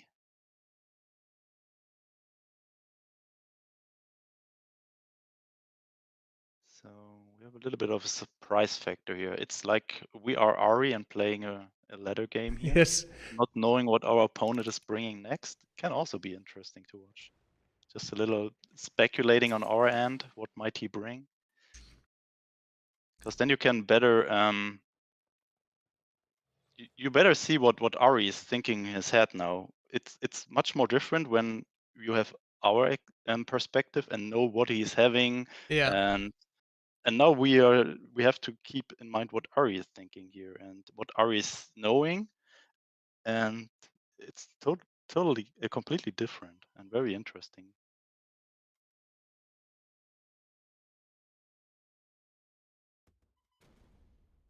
It's a super cool play there from Ari, using the tank to deal 2 damage to the HQ, buffing both of the units, the infantry units. Good synergy on that. But Vinnie finding the tents here and the special delivery. Special delivery is a really interesting addition into this deck, because most of your units cost 2 or less. So I kind of feel like it's a little bit hard to maybe sometimes pull off, but when you do get it off with the supply chains, then of course it's good. But Yeah, Vinnie is only having 1 war production in the deck, and how many of these? Yeah, am I blind? now a lot of yeah, pressure. two special deliveries. Yeah. Now a lot of pressure here. But an Ura would mean the death of Ari here, right? So he kind of has to take the risk of pushing all his units in the front line, threatening something big. He has the ability to trade with all of the artillery units there, except for the smoke-screened one, because these are not tanks in the front line. So they're not going to fall to the ambush artillery unit there.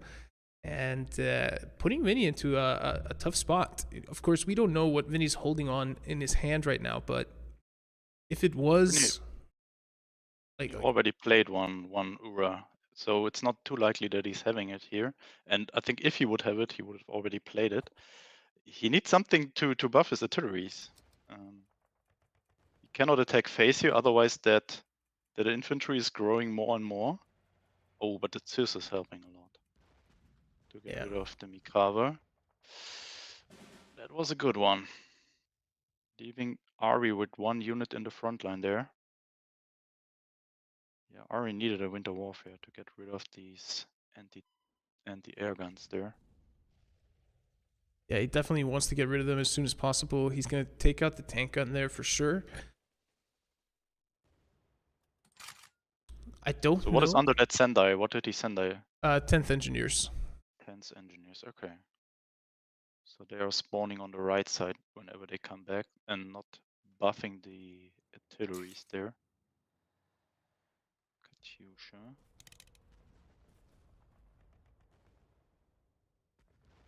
Oh, that bomber might also help a lot. There's the sickle. So Ari highly needs, what is he needing? It's not terrible for him.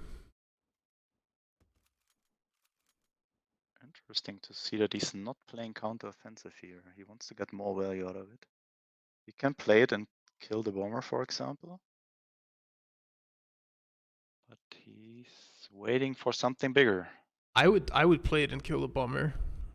Because Vinnie is holding an empty hand, right? Yeah, I think I would do too. And this means as well you're buffing up the Sendai, meaning that the 10th Engineers are further away from Vinnie's reach. And he's threatening 14 damage for 3 credits in the front line right now. So if Vinnie doesn't have a way to deal with this front line in this very next turn, he is in a lot of trouble. And I think Ari has this game. Yeah, I think he has it. I think there's no top deck that is allowing Vinnie here to come back. No, I don't think so either, especially given that Ari's just going to continue doing exactly this. He's going to continue trading. Buffs of Mikawa even more, 9/9, and now he's threatening lethal. There's no amount of Ura or anything that's going to be able to end the game here for Vinnie. I mean, Vinnie can still pull up a miracle draw here with something like lesser of 2 evils and finding a supply chain, finding war productions. There is some insane stuff that you can do with this deck, but he's not finding it, and therefore Ari winning 2-1. GG. Yeah. Congratulations to Ari, and well, good show to Vinnie, taking a game here off of Ari, the veteran. Ari being the first ever Officer Club champion back when we introduced the tournament for the first time. So Vinnie definitely taking a game off of the previous champion here. So we won't take anything away from his achievement, but this means that the bracket looks like this. It's going to be Innocent Bubbles taking on James Jim Raynor. Then it's going to be Birdo Burrito taking on Ari Big Ben. And I feel like we've seen a lot of different decks today. Yeah, really cool. Really cool, really interesting new decks. And this also means that there will definitely be 1 Team Ammo member in the finals. Yeah, that's true. Again. That's true. Didn't we have last time two Ammo members? Wasn't it J King versus Birdo Burrito? Yep. Yeah. So this time we whether see Birdo or Ari in the finals, and maybe Another Team Ammo win here. But there is still Bubbles or Jim Raynor having something against that. Yeah, yeah. I mean, okay, like I'm just like the thing that I'm most excited about for these semifinals are the decks. Like this is the first OCC where I've seen some decks in like round number 1, and when we're going into semifinals, I'm like, oh my god, I can't wait to see Bubbles' decks again, right? I'm like, absolutely, I'm looking forward to that again. I just want to see if it works. I want to see that Italian deck play against more decks. It's just such an interesting concept. So yeah, well, that's going to be coming right up after this. It's going to be Jim Raynor taking on Innocent Bubbles in the semi-finals. Who's going to secure their spot in the finals? And among the money prizes, which are the first 3 places, and who's going to be battling it out for 3rd place? Find out right after this.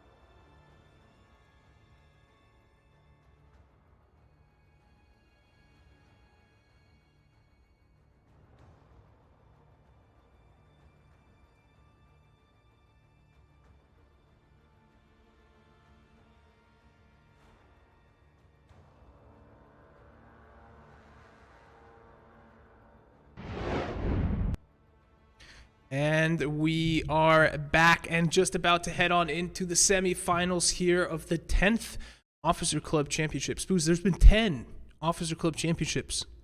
It's a lot. You're muted. Oh yeah, sorry. I said almost a year now. Wow, how time passes by. It's wow. Think about it.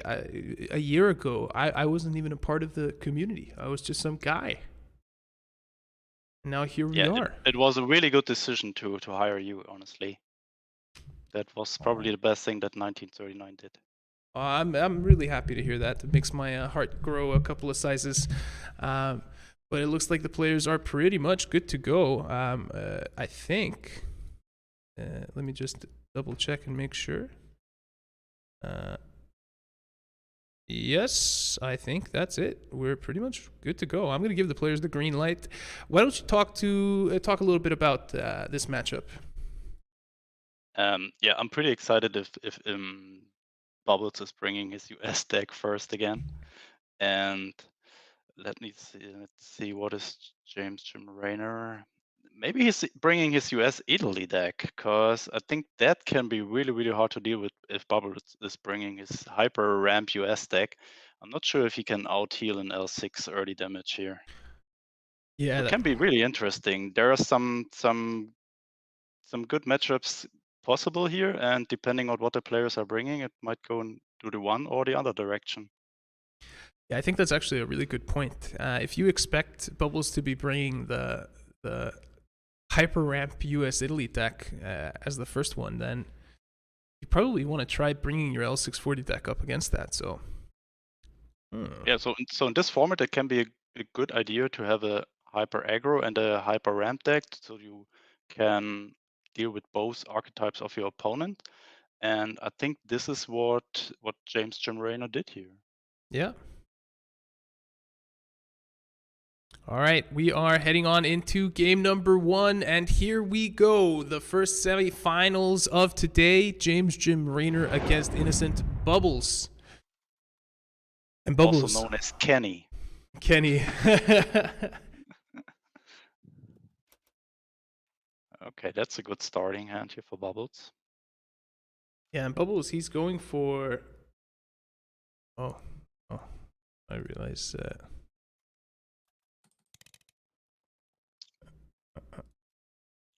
That was one Mido gone for Bubbles here, no 35th. And next turn he's having two attack units in the front line here. Yeah. But Jim Raynor is having the L6, and he's also having 2 supply shipments, or whatever this card is called. It is supply shipment, yeah. Yeah. But I mean, but Bubbles having the sickle helping him out of this situation here. Yeah, I'd like to think Bubbles has had pretty much the perfect answer there. The Greyhound able to trade the 16th Regiment in the front line, but it will cost him his life if he does want to trade into that 34th. Fourth, doesn't even look like Bubbles wants to move it into the front line. He just wants to keep milling his own deck, looking for the mountain rifles. Yeah, might be a good idea, because otherwise James is also getting good value out of his Greyhound, killing that 34th. So he's just keeping it there, waiting until the Greyhound dies, and then he's probably moving it. So it's a good decision. The Yokosuka, I mean, it could be pretty kind of devastating there in the front line. So yeah, I think James has to waste a carrier cover on it, and that's what he did. He had no other way to deal with it, and he wants to keep his Greyhound alive there. But look at this, it's just coming back as a 3/3. Oh my god. Just comes back Bubbles. Better, bigger, Bubbles stronger. is really enjoying this. And also look at this, he's having counter offensive in hand, and there are 2 damage units. Okay, there were 2 damage units. That means that would have been a 7/7 Yokosuka.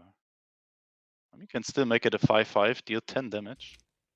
But he's deciding to trade, and is he going face now? Yes, he is. And now I think now it's time to move the 34s up too. This is looking really good for Bubbles, and he got that. I think that is not even needed. Wow. Might be GG. James is just having 4 damage here with the L6 and the Greyhound, so there's not a possibility to trade the Yokosuka away. No, that's GG. Wow. Or was there one? I think there was a way. Oh, really? He could have played Patton, L6, and the 99s and trade all into the Yokosuka. I think he could have cleared it. How much credits was it? It was 1. L6 was for free, then 1 for the 99s, and he had to attack with 2 units. It's 4 credits, and he had 5. Yeah. But yeah, I mean, it was a chance. Still not the best situation there after clearing that, because there were still 2 34s waiting to attack the HQ. But at least it was a chance to not die here on the next turn. Yeah. Maybe this was just one of those moments where you feel, absolutely hopeless, and you just reach for the surrender button. I think every single person watching that has played any type of card game really knows that feeling. Sometimes you're just, you just lose all faith in your deck. Doesn't matter if you were to get all the top decks that you could ever want. You're just like, no, my deck's not good enough. I'm gonna exit this game, reset mentally, and come in for the next one. I know that feeling, but I'm not sure if you want to do this in a tournament. That's because true. there is always the chance you top deck something insanely there, and I think you're only dead when you're really dead, and he was not dead at that point. But yeah, game number 2. Let's see. Bubbles this time bringing his US deck against James Jim Raynor's artillery deck, and I think Bubbles is not liking the matchup. Oh no! And look at that start here. That's a really annoying combo. That's gonna be Zukov, the Cuban Cossacks. That's 6 damage next turn. Oh my god. No, there's more. It's what, 8 damage? Yeah, I think that's already. He can go into the death charges, ramping. Oh, okay. Why don't you go for the engineers there? Not going for the engineers. I'm not sure why. Because the Greyhound, he's gonna move it up. The Greyhound is just another 6 damage. Yeah. But he has the death charges, which makes him, which is HQ unattackable next turn. Oh, and he finds the Jasko. That might help him out a little bit as well. So what he needs now is the Mare Nostrum. Man, if Bubbles is able to make this deck work, and in taking like 14 damage within the first 5 turns, and then heal it all back and somehow win this game, I want to learn how this deck is made. Like, that would be insane. Look at that board. And he's having Ura in hand. I mean, he can drop Jasko, strategic bombing. It's going to keep him alive, but not much more than that. Yeah, just sitting there on 2 health then. Because neither the Ura or the Patriotic Firestorm are able to hit any of the units on board, but a top deck Katyusha or Greyhound, yeah, that's GG now. Yeah. And then he drives it in between the Greyhound and the 10th Engineers, and the M8 Greyhound, MVP of this match, and just like that, we're tied up 1-1. Yeah, I mean that start from James was really strong with the Cossacks, 10s, and the Greyhound on the board there on turn 2. Not really a board you want to deal with the hyper ramp deck that Bubbles is running there, with no guards and no AoE besides strategic bombing, which is not really helping when all of the opponent's units are in the front line. Yeah, I think we saw the weakness of this deck. I think we just did, and but it looks like Bubbles is not convinced that it is a weak deck. He definitely wants to bring it again, and there it is. Finds the Mare Nostrum early, an allied research effort as well. It's going to give him some high-cost cards or units. And James bringing commandos. That can be an interesting matchup.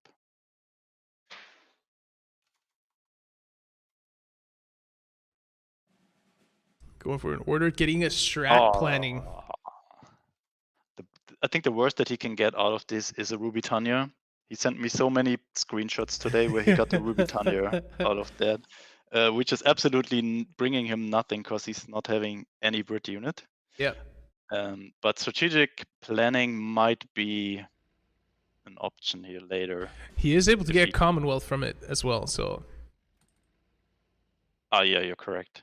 But that might be a better choice, right? You can heal above 30 with the Mare Nostrum.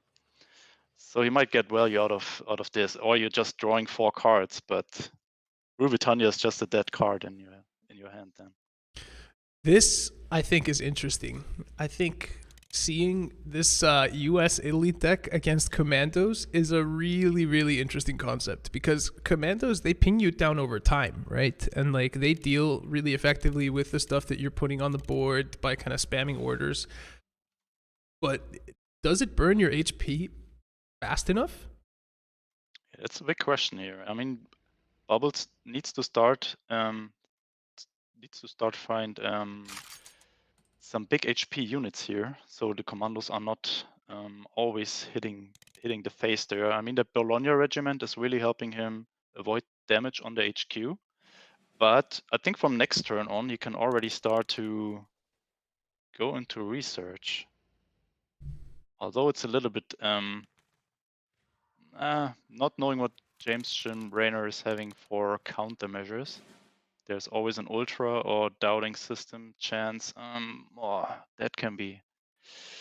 And he's not having that many cards to play around it. He's having carrier cover. It's just continuing on. Yeah, I think you don't want to test for doubting system with a 10k strategic planning. No. Probably not. Good news for him is that he's got that carrier cover. James Jim Raynor finds the Black Watch could come down after the Manhattan Projects find their way into Innocent Bubbles' hand. However, as we saw in the earlier game today, Bubbles really doesn't care if he gets hit by Black Watch. He's only played 1 War Bonds so far. I don't think he's played any War Productions, so he probably has about 8 ramp cards left in his deck already. So he just needs to find them. He needs some draw. I'm not sure if it's a good idea to go into Penicillin next turn, maybe, to get the draw in, or just go for Manhattan Project. But then there's the Black Watch waiting, and it's not really doing much in the fort of killing Jim Raynor, because he's already sitting at 28 HP here. I don't hate doing something like Penicillin. Yeah, me neither. I think this is the play here.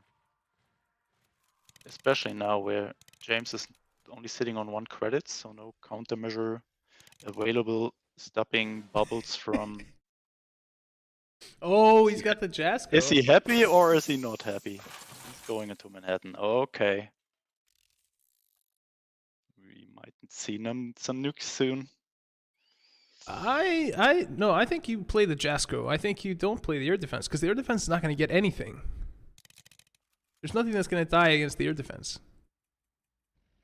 But James is just dropping the Black Watch now.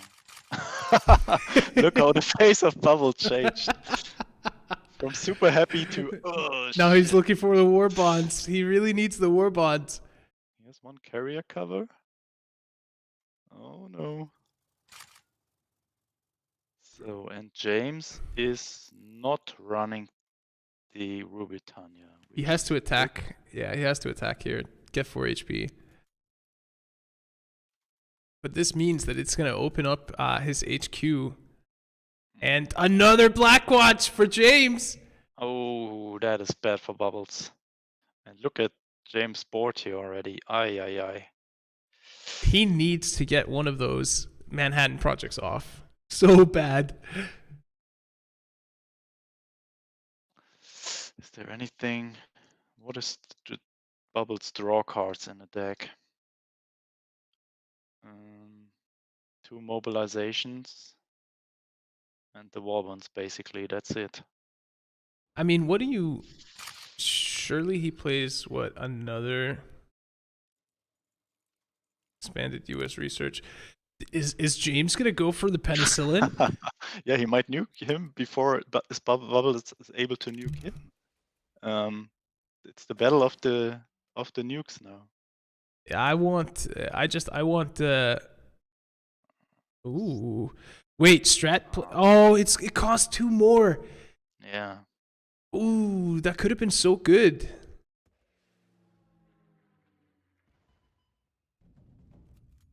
The Mare Nostrum. Oh, he's going face, not to the black watch. Interesting. So he is sure that James is not having Rubiton, yeah? If I'm James here, I think I go for the penicillin just for the memes. I mean, I know you're gonna overdraw like 3 or something, but I mean, yeah, no, you don't do this in the tournament semifinal. You're getting 36 HP on your guys on the field against not Japan. Oh, Bubbles, I feel the pain. He needs 2 Warbons now. He's just gone. Bubbles has had enough.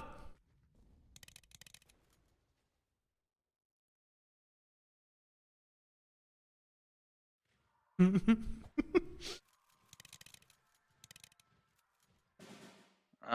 should have gone for penicillin. He should have gone for penicillin. Okay, he can go to 14 now. Carrier cover. War Machine. Oh, but he needs the Warbons. Yeah, I think he should have done this earlier. Is James running Rule Britannia? Because if he is, I really want to see him. No, he's not. Would be so good. That's the only good news for Bubbles at this point. Daylight bombing takes out the Jasko and removes a credit slot. Bubbles not able to catch a break.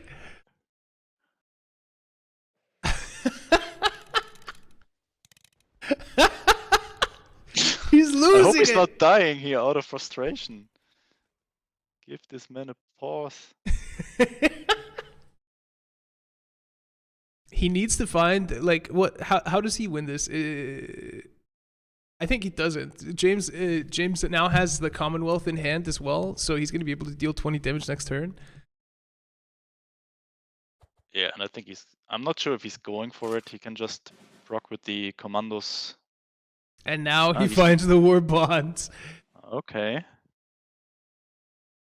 One more. He's begging for one more. Yeah, but that's the downside of USA. He's not having anything that pins the units of James here.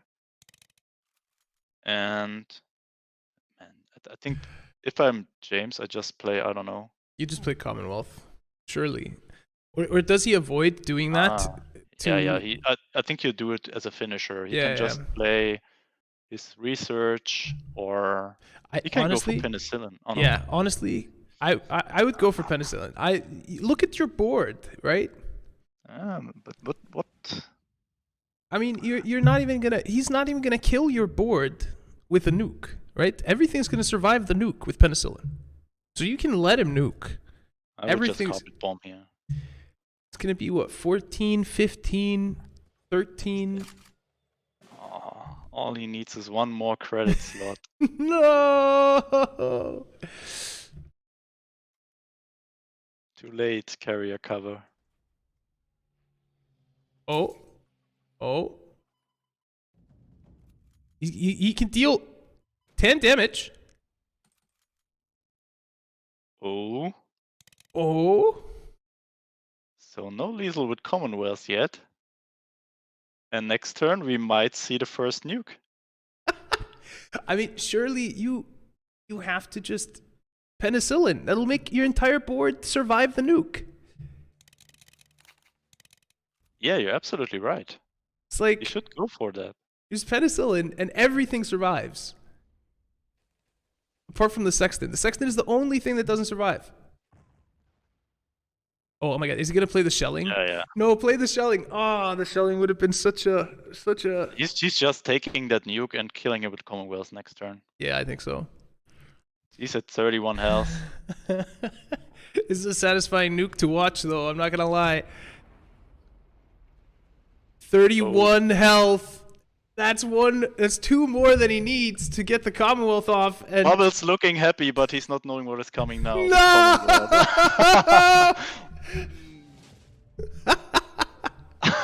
GG. That was fun to watch. I mean, it was even more fun to watch Bubbles' face than the board there and the game developing. Oh, but GG's from both players. I mean, GG's to both players. I think that was one of the most fun series that I've watched. Right, like not intense. Yeah. It was just a lot of fun. Those face cams are really fun to watch. I mean, Bubbles' face going from yeah to no, just dying out of pain there. Oh my god. That's good. Well, congratulations, James Jim Raynor. You might have been the only Chinese competitor to make it into the semifinals, but you have secured yourself a spot in the finals. This means the bracket looks a little bit something like this. James Jim Raynor beating out Hui Hui, and then Innocent Bubbles to take his spot in the semifinals. Coming up next is going to be Birdo Burrito against Ari Big Ben to see who makes it in the match against James Jim Raynor for the finals, and who's going to be playing Bubbles for the third place match. So what do you think about our upcoming match, Birdo versus Ari? I expect both players know what the other player is bringing exactly. I cannot say. I think it's 50-50. Birdo is in a good shape at the moment, crushing every tournament he's participating. So I think he might have a slight advantage here, but I think both players are able to win this. Okay. Well, we'll find out after a few minutes. We're going to jump to a quick break while we get the next match set up. It's going to be the match between teammates Ari Big Ben and Birdo Burrito. Who is going to make it to the finals against James Jim Raynor and fight for all the marbles, and who's going to be taking on Bubbles for the fight for third place? Find out right after this.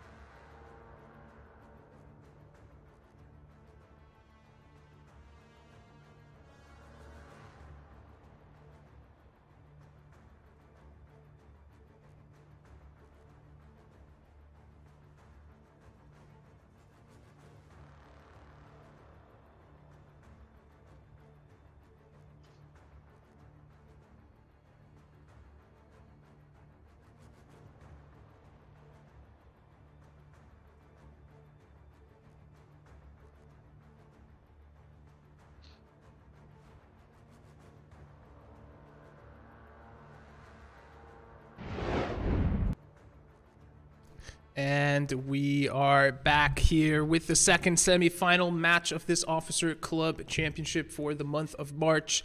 It's going to be Ari Big Ben taking on Birdo Burrito. They are teammates. Birdo Burrito on an absolute tear, 2-0 Darkness to get into the semi-final. Ari, I believe, went 2-1 in his quarterfinals to get into the semi-finals against Vinnie. So who do you think is going to take this one? Am I still muted? No. No. No, I'm unmuted. Yeah, as I said before the break, anyone can take it, but I think my bet is on Ari this time. Okay. Somebody has to stop this Birdo from his winning streaks and tournaments. Yeah, and I mean, if anyone is going to do it, it is the cyborg, the unstoppable machine, Ari Big Ben, probably bringing some interesting decks as we've seen already. What was the deck we didn't see from Ari in the last BO3? It was, let me take a look. I think it was the US Soviet counter-offensive deck. He did not bring that. And yeah, as in the last match, he's starting with his Japan Soviet aggro deck again, counter-offensive. Yeah, and let's hope he finds some counter-offensive. I think we've only seen him play one, but he has 3 of them in each deck that he's playing. So see how that goes. Lightning Conquest. Yeah, Lightning Conquest is really good in this deck because you have a lot of 0 operation cost units. But kind of slow start here for Ari, not finding a single 34s, nor another 1 drop. That might help Birdo. Yeah. Birdo also having Sudden Strike in hand to deal with one of these 2 drops. And then he's having the C4 Highlanders, which are very good against Ari. I mean, he's having Sendai, he found it. Okay, that's a good answer. Ooh, and the missing. He's going for the tactical. Ooh, I'm not sure if that was the play here with Ari having KI-83 in hand. Also a Kagoshima, which now cannot be tax striked, but now he's got to choose. He's going to play the missing or play the C4th, and now is Ari going to push up the Kagoshima here? It's a really tempting play, but you just play the key, right? Yeah, and he's doing it. I think it's a better play here since Birdo is running the missing and is having 2 credits left. It's a safer play here for Ari. And he can, from now on, just attack every turn with that fighter into the HQ. Can play Sendai, go face, and Birdo played the tactical, so he's not having any answers at the moment. Nope. He's able to Panther A now if he wants to stop the draw next turn, but that's not going to do a whole lot for him because Ari has that key 83 out, right? It will draw him a couple of cards anyway, so... yeah, 1 card. And also, yeah, that's 11 damage now. Oh. So the question, I don't think it's a good idea to Sendai that Panther, since next turn Birdo Burrito can play Carpet Bombing. Yeah. So maybe he's just going for another unit, so that he's able to play the Lightning Conquest next turn. Okay. Yeah, I don't. Another guard for free away there. I definitely don't hate that, and like you said, we're expecting Birdo to play the Carpet Bomb here, get rid of most of the board. Gonna pick up a C4th Highlanders, but he played the Panther 8 on the wrong side. This was a misplay on Birdo's part. Wow. Placing that Panther 8 there, so his HQ is not guarded now. A rare mistake. Having 1 additional damage from the... Is he having a Blitz infantry unit? Mikava, he's 2 credits off. He could otherwise Mikava, Lightning Conquest. Oh no, Lightning Conquest is 1 more expensive from the Mikava. But still not the best situation. Oh, he hammers Panther, gets rid of it. One. That was interesting. He want to keep his KI alive, but... He's looking at the Sentai play, right? He knows he has the Sentai in hand, so he's able to Sentai the C4th if he needs to, and finish it off with the key 83. But he can't now. This board is empty again. What is Yukusuku? Can he send a Yokosuka Lightning Conquest? No, not at this point. So the diner is maybe giving him another. Oh, a signal. Ooh. A signal regiment. That's going to be all she wrote. Unless Birdo has a way to deal with it immediately, which he does. He has that sudden strike in hand. So is Ari just going to run? Yeah, he's going to run the Yokosuka into it. And now he's having Tora and Winter Warfare for lethal. Yeah, here. And he's got the Dina as well. The Dina has range, right? So the Dina is able to reach into the backline. But Winter Warfare and Tora, that's going to be enough. It hits the HQ as well. So Birdo, he's doing a lot to try and stay alive here, but there's nothing that can save him. Nah, not really. Not even the Black Watch. There's really no answer. That is game number 1 going to Ari here. Your prediction. It seems like it's not a caster curse if Spooz predicts that you're going to win. So I'm taking money next time for my predictions here. Yeah, pretty much. Yeah. The Winter Warfare, the bitter cold, that was the downfall of the Wehrmacht in Russia, was also the downfall of Birdo here in this battle against the cyborg, Ari Big Ben. Unstoppable. He's in a good spot today with his decks all being very aggressive and Birdo playing a little bit more control style deck. It can be hard for Birdo to come back here with this 0-1 against him. You know what I'm waiting for? I'm waiting to see evasive maneuvers. Is that the 0 cost? Evasive action. Evasive action. I'm really waiting to see like one evasive action sneak its way into some of these decks. Actually, I'm playing it in my commando deck, 2 of them, because I was really annoyed of all the Black Watches, and it really pays out in commandos. I was really surprised. If it's just a Nebelwerfer denying the opponent's the opponent killing your commando, or a rough lightning from bouncing it, or if it's the Black Watch not making your hand 2 credit more expensive, I think it's a good card. Yeah, I agree with you. I think it's a good card as well. The missing gotten out of the way immediately here from Ari Big Ben. But there's a T80 waiting. No longer. Axe Strike. Good removal here early from Birdo. Sukov, what is he going to find with that? Or does he just want to play the Kagoshima? I think he's going for the Kagoshima, yeah. There's not a whole lot of cards that are better than the Kagoshima on turn 3. Yeah, I agree. It's such a strong card, especially with 5 attack and ambush. Yeah, and you're able to just push it up. It's out of sudden strike range as well, which means that, you know, Birdo doesn't even have an actual answer for it right now. And now he's in a pretty dangerous position, Birdo, because if Ari... Oh, well, he's going to play the Black Watch. I was going to say, if Ari finds a counteroffensive now, that's going to be quite a big boy. But look what he found. But he cannot attack at the same time. No, that thanks Black Watch. The Black Watch. What a crucial play. I wonder if you're still going for it.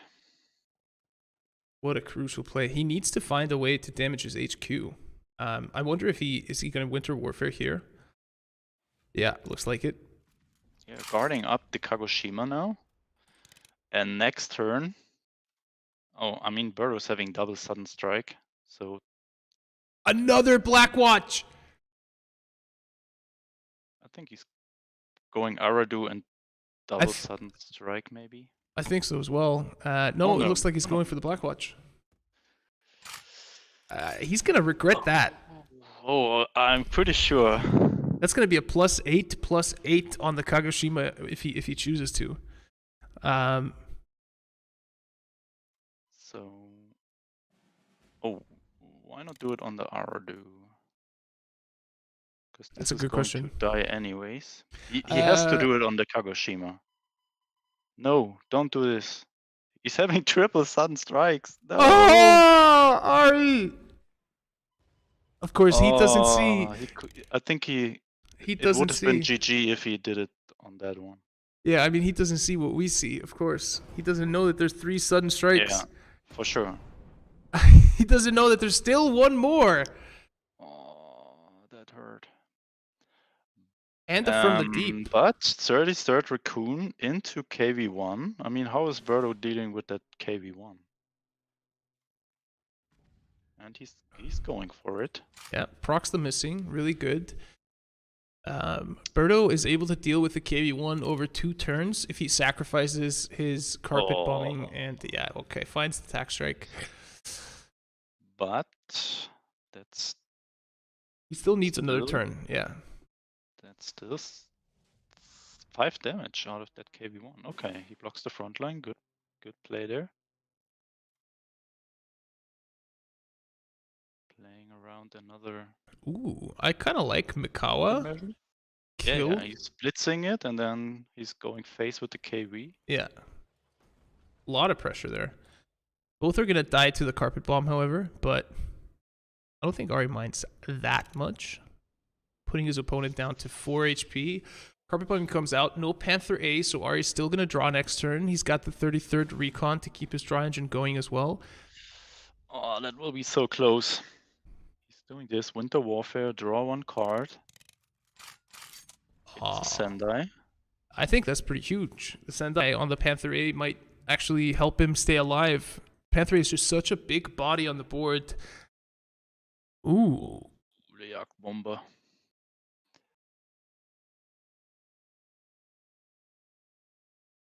I think Birdo is just dropping the Panther A. Sudden strike the 33rd probably. Ari is 1-0 up, right? Yep. But Birdo can now just sudden strike whatever he wants. Oh, he's also finding Flampanzer. Okay. This is not looking too good here for Ari. Especially because he's not having anything else left besides Winter Warfare that deals direct HQ damage.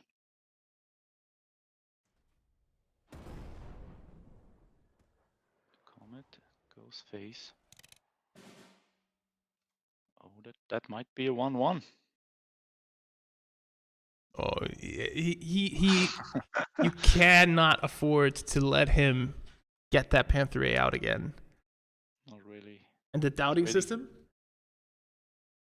Not doing that much against Ari, since he's only playing orders. He's having the hammer, but anything else is cost less than 3.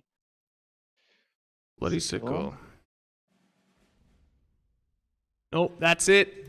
Game number 2. Taken by Birdo Burrito. That was another close one. 3 health left on Birdo's HQ there. Very intense matches and really, really excited to see how the 3rd game goes here. I mean, these matches are insanely tight. I think this is exactly what we want to see out of a semifinal, right? 2 players bringing 2 sets of innovative decks and absolutely playing them to the extreme. So I'm excited about game number 3. Also because that game could have gone completely different, I guess, if he would play the counter-offensive on the Kagoshima. Sometimes it's the little things. You want to... I think the trade was better there because it was already at 1 health. But these sudden strikes are really painful there for Ari, losing his whole board and all the tempo and momentum. And yeah, I mean, turning it around. If Ari uses the counteroffensive on the Kagoshima, he wins that game. I think so too, yeah. Yeah. I mean, the sudden strikes are just dead cards at that point, so... But we are into game number 3 here. It all comes down to this. Who is going to win? Is it going to be Britain, Birdo Burrito, or Soviet, Ari Big Ben? This one is for all the marbles. So this should be a tough matchup for Ari. Birdo's having a lot of heal and a lot of guards in his deck. Look, and he's already starting here with 2 honeys. Ooh. But Ari got the 35th out of the 34th. That's a huge advantage here for him. Massive turn 2 for him, moving both of those up, pouring on the pressure, and another 34th. Is he going to find another 35th? Nope. No. That would have been insane. That would be a little bit too much. Oh, but look at that. The Hellcat. The Hellcat plus the daylight bombing might be able to deal pretty effectively with that. Okay. Yeah, Ari going for the honey trade, so the Hellcat gets a free trade into that 35th next turn if he wants to.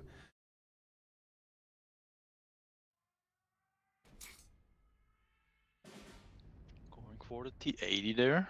Yeah, pretty smart choice.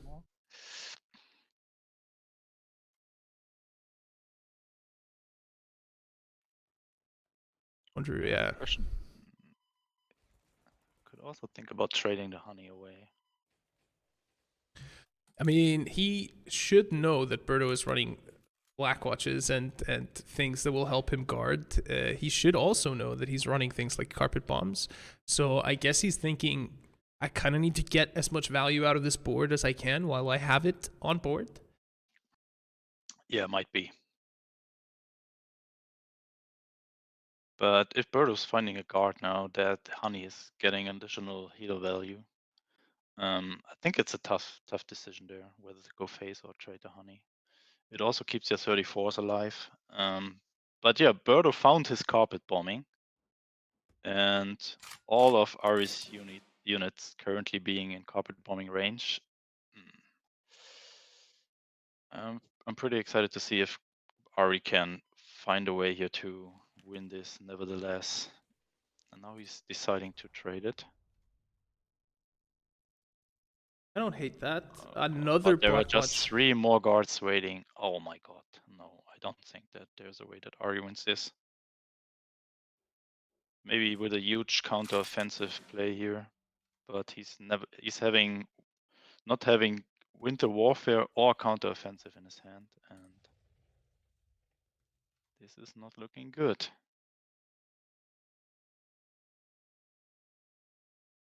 Yeah, there's another Black Watch and another Grand Guards in the hand for Birdo Burrito. That's what, another 15 HP for him to chew through before he gets to hit the HQ. Yeah, and he's only having 1 sender left as removal. One hammer in hand, 2 left in the deck, I guess. But 9 HP on a guard unit. Ui, ui, ui. Oh, there's the counter offensive. There's no Winter Warfare with it. Yeah, unfortunately not.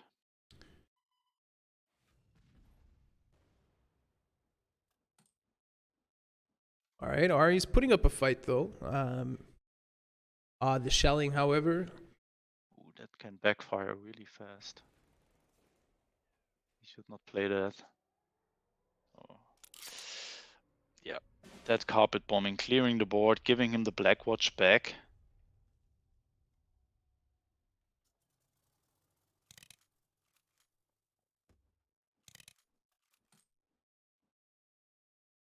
Again, I really like the Tomahawk here.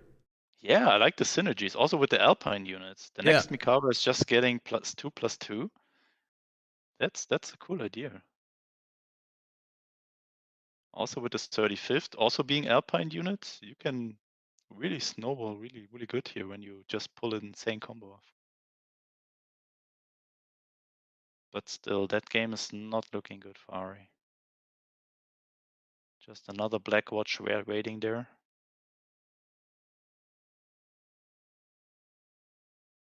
So Birdo should not play shelling here. So what is he going to do with that Hellcat? He's taking out the Tomahawk, yeah.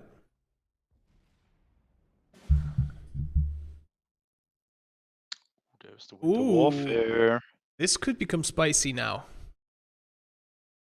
Winter Warfare plus counteroffensive plus hammer is his entire turn.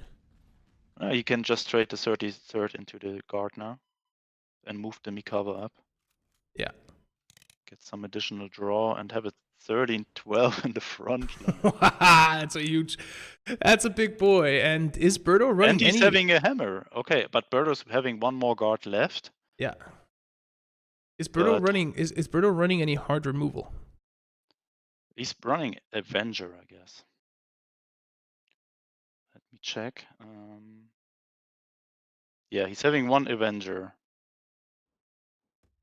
And a Sexton. If he finds one of these. He's also running, I'm assuming he's running Monty. He just played Shelling. Yeah, Monty's also on the deck. So a lot of delaying here, but yeah, Monty's not really dealing with this. It's just delaying and give him the chance. He's also running B17s, might also help. And Rough Lightning. So there are a lot of options to keep that 13-11 away from his HQ. Yeah, gets the Mosquito there. So it's going for the Pioneers Lend-Lease. Finds the Sexton, finds the Avenger, and finds the Monty. Everything that he needs to deal with the board as it stands. And now all he needs to do is bring one of those Mikawas below 5 HP, and that Avenger is a guaranteed hit.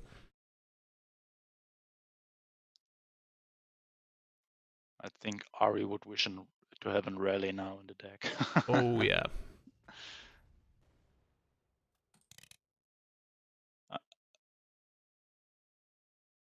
I'm looking forward to if some people will run this in future decks, because it can be really surprising. Rally is such an interesting card. Because usually when you pin your opponent, you're safe for one turn, nothing your opponent could do. I think there was one card from Italy, right, that removed pin for one unit. Yeah. But now you can just unpin all your units and just attack, and the opponent is really caught off guard there. Oh, there's the Sexton. Ooh, but there's another Kago there and another counteroffensive. But Ari is playing directly into that Avenger. Yeah, and with Sexton attacking the front line, Mikawa guaranteeing the hit on the 15-12 Kagoshima there. That might be game. I mean, he doesn't even have to do it now, right? Because it takes time for the Kagoshima to get across the field and start threatening the HQ. He definitely has time to just go for, face even if he wants to. He can just kill that 13-17 in the front line if he wants to. Yeah, with Ari playing Soviets, not able to have the Lightning Conquest, there's no way that this Kagoshima attacks anything in the support line. But he's going the other way, the safe way here. And that's it. It's a good game. And Birdo Burrito clutches the series 2-1 against Ari Big Ben. It around. Very impressive play there, but also very little that Ari could do against that armada of guards there and answers from Birdo. Yeah, definitely a tough But one. another final for Birdo here. Oh my god. This guy is just insane. He doesn't stop. There we see the bracket.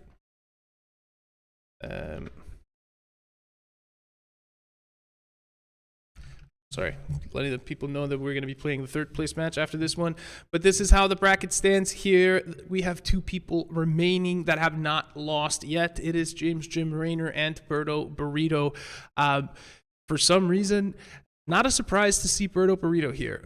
This is the what, third OCC finals in a row or something that he gets. If he wins this one, it's going to be the second win in a row. He also won the KARDS Open. Absolutely insane run here from Birdo Burrito. But James Jim Raynor, he's not going to let him go down without a fight. He's going to give it his all to take that winning streak away from Birdo. I'm pretty sure. Yeah. But yeah, next up, we're going to be playing Ari Big Ben versus Innocent Bubbles. Because Innocent Bubbles and Ari are going to be fighting for the third place match. Whoever wins that match will get $200 for their troubles. So that is a best of three, just a straight up best of three for $200, right? That's what's on the line there. And this one excites me almost as much as the finals Because it's Ari against Bubbles. Yeah, the master of the meme decks. That will be insanely. I can't wait for that. And Well, yeah, go on. yeah, I'm just too excited. I just can't wait. I can't wait either. And I hope you guys at home can't wait either, but you're going to have to. We're going to go to a quick break, and when we come back, we're going to have Innocent Bubbles versus Ari Big Ben for the third place.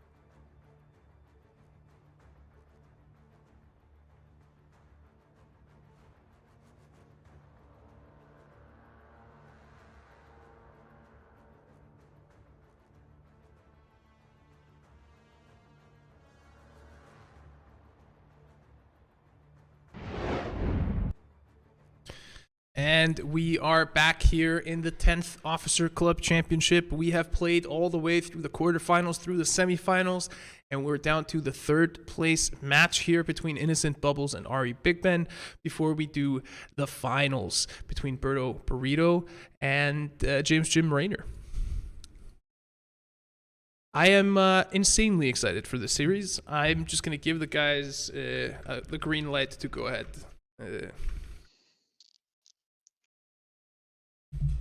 Yeah, what do you think who's going to win here? I think it would be a bad idea for Bubbles to bring that ramp deck against Ari, with him having 3 very aggressive decks. So we might see something else from Bubbles here this time. Maybe he's bringing his Japan deck first. Yeah. At least that's what I expect. Yeah, I would expect that as well. I think like you talk about, right? Like that hyper ramp deck, it can struggle a little bit against the early aggression, and it feels like, you know, if Ari finds any one of his counteroffensives anytime soon in the game, he's just gonna immediately win against that deck. So I think that's a good call. Hopefully we will just get to see Bubbles' third deck, which we haven't seen so far. Yeah. Which one is it? It is... it's a commando deck, right? He did not play that so far. No, I didn't.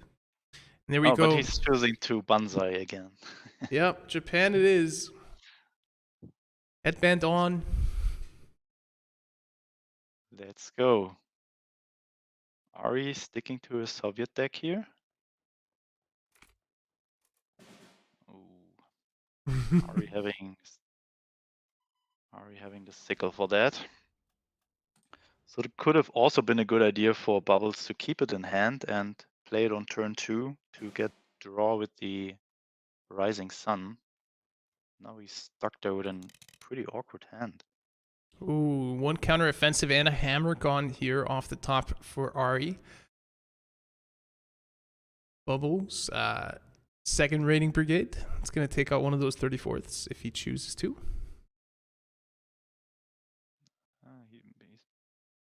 I think he was thinking to play it on turn 4 to get the blitz out of it, but I think it's a better idea to get rid of that 34th before it can give you a 35th. And there, that one was enough to give one to Ari.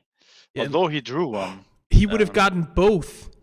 If Bubbles didn't kill it, he wouldn't gotten 2 35th. Yeah, you're correct. Oh my god. So it was a good decision. That's crazy. But no counteroffensive so far in hand here for Ari. But there is a counteroffensive in hand for Bubbles. So he would be able to make a good trade with the 35th against the 35th. But Ari doing a sensible play here, adding another threat into the front line there in the Cuban Cossacks. And I think Bubbles is going for the Cuban Cossacks. Exactly. Okay, but yeah. Oh no. Winter Warfare counteroffensive. That's going to be +8/+8. That's going to be a 13/13. And 13, that should be hard to deal with for Bubbles. 12, yeah. It definitely but he's also having a counteroffensive in hand. Yes. Don't forget that. Yes. So he can counter the counteroffensive now. And he has the Lightning Conquest. Oh! What the value there? Lightning Conquest MVP. Keeping that 12-11 alive. Oh, but there is the Sendai waiting. Still, that's an amazing play. That was good for him, yeah. And now the 34th coming out here for Bubbles. However, he has already pretty much played 2 out of, 3 mountain rifles? Yep, 2 are already gone. I assume this is going to be a Winter Warfare here from... Yeah, you can set Bubbles to 2 if he wants to, but deciding to not do that.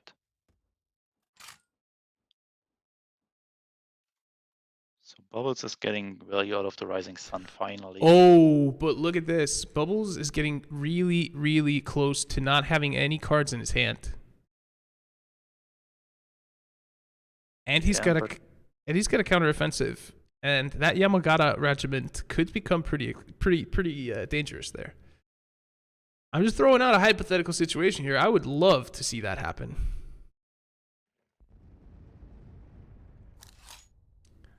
Ooh, smart play from Bubbles there. Ooh, and this guy is having ambush. Yes. So it will be very hard to clear this for Ari. That was a smart play by Bubbles. He would need to play both his Bloody Sickle and his Winter Warfare and all of his units. And Bubbles also getting the mountain rifles back now. But this is lethal, right? No, okay. Yeah. So he's got two cards. Yeah, he's got two cards. It's getting pretty close to lethal though. Oh, but there's the counteroffensive. This could keep him alive. Oh, that was so good for him there. Wow, what a back and forth here. Another mountain rifles. Oh, look at Ari's board here.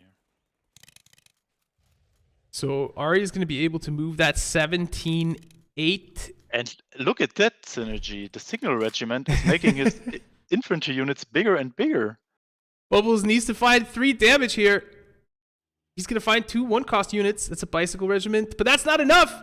That's not enough. GG. That's it. That's synergy. Wow, this thing is just growing and growing. It won't stop growing. By the way, 2 damage would have been enough. No. It grows when the unit dies. Wow. Cool. That was an interesting game.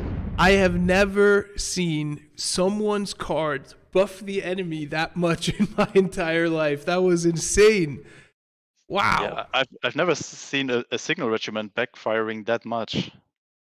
It did not really help Bubbles. It was not good for him. It literally meant that he could not deal damage to that unit in the front line with what he had, right? The Bicycle Regiment, he came out, he attacked with it, but it just healed back up. Insane. Wow. Did not disappoint that game. Absolutely not. Really looking forward to game number 2 here.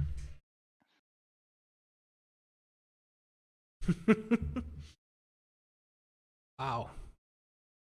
And again, like, you know, if Bubbles had not raiding brigaded that 34th, we would have seen Ari get 2 35th mountain rifles on like turn 4. Yeah, that would have been insane. Wow.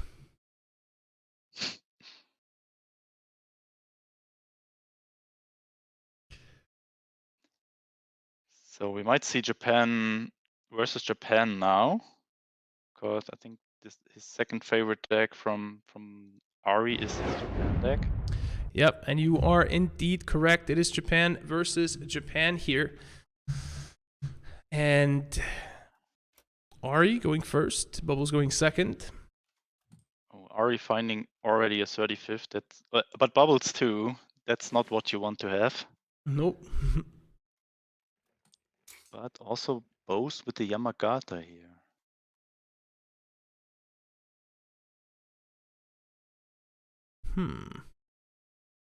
So I think Bubbles with a slight advantage here, because he's having the card advantage for going second. Ooh, and another one. Yeah, the raiding brigade, a really good pickup there from Ari.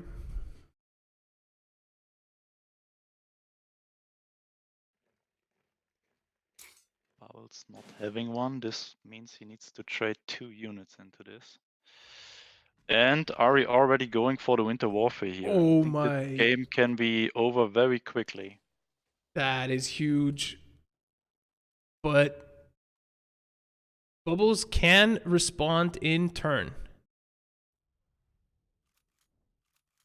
That was not what he needed to do. He first needed to attack with the... Okay. He could do that. That's fine. It's fine. We'll give it to him. I was thinking attack with the 15th cav and then do the buff. Ooh.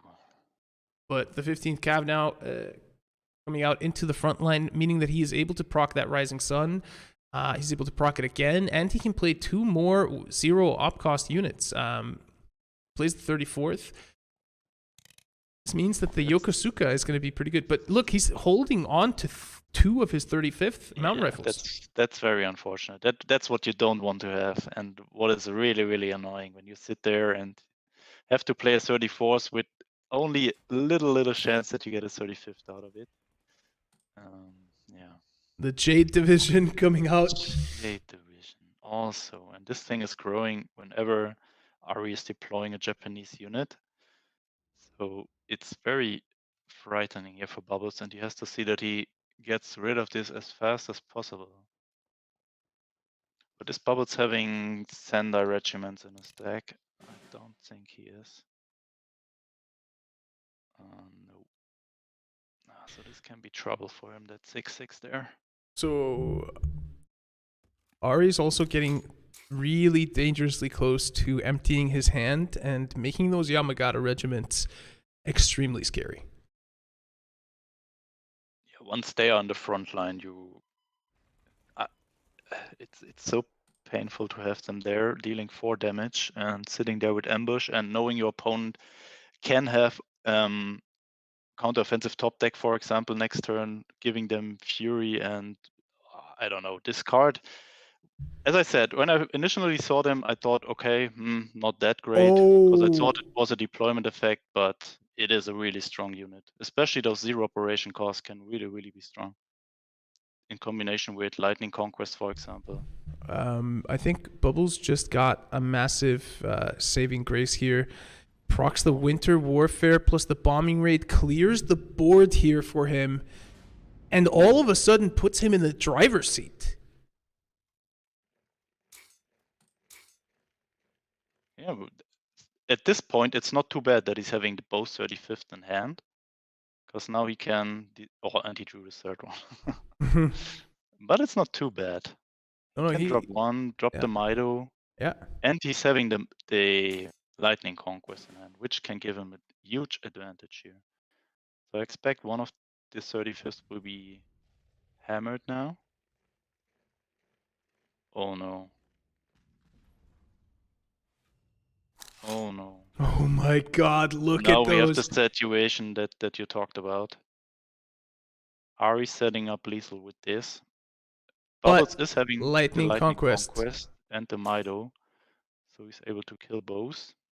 And also making his unit survive, deal 2 damage to Ari's face additionally with the bicycle boys there.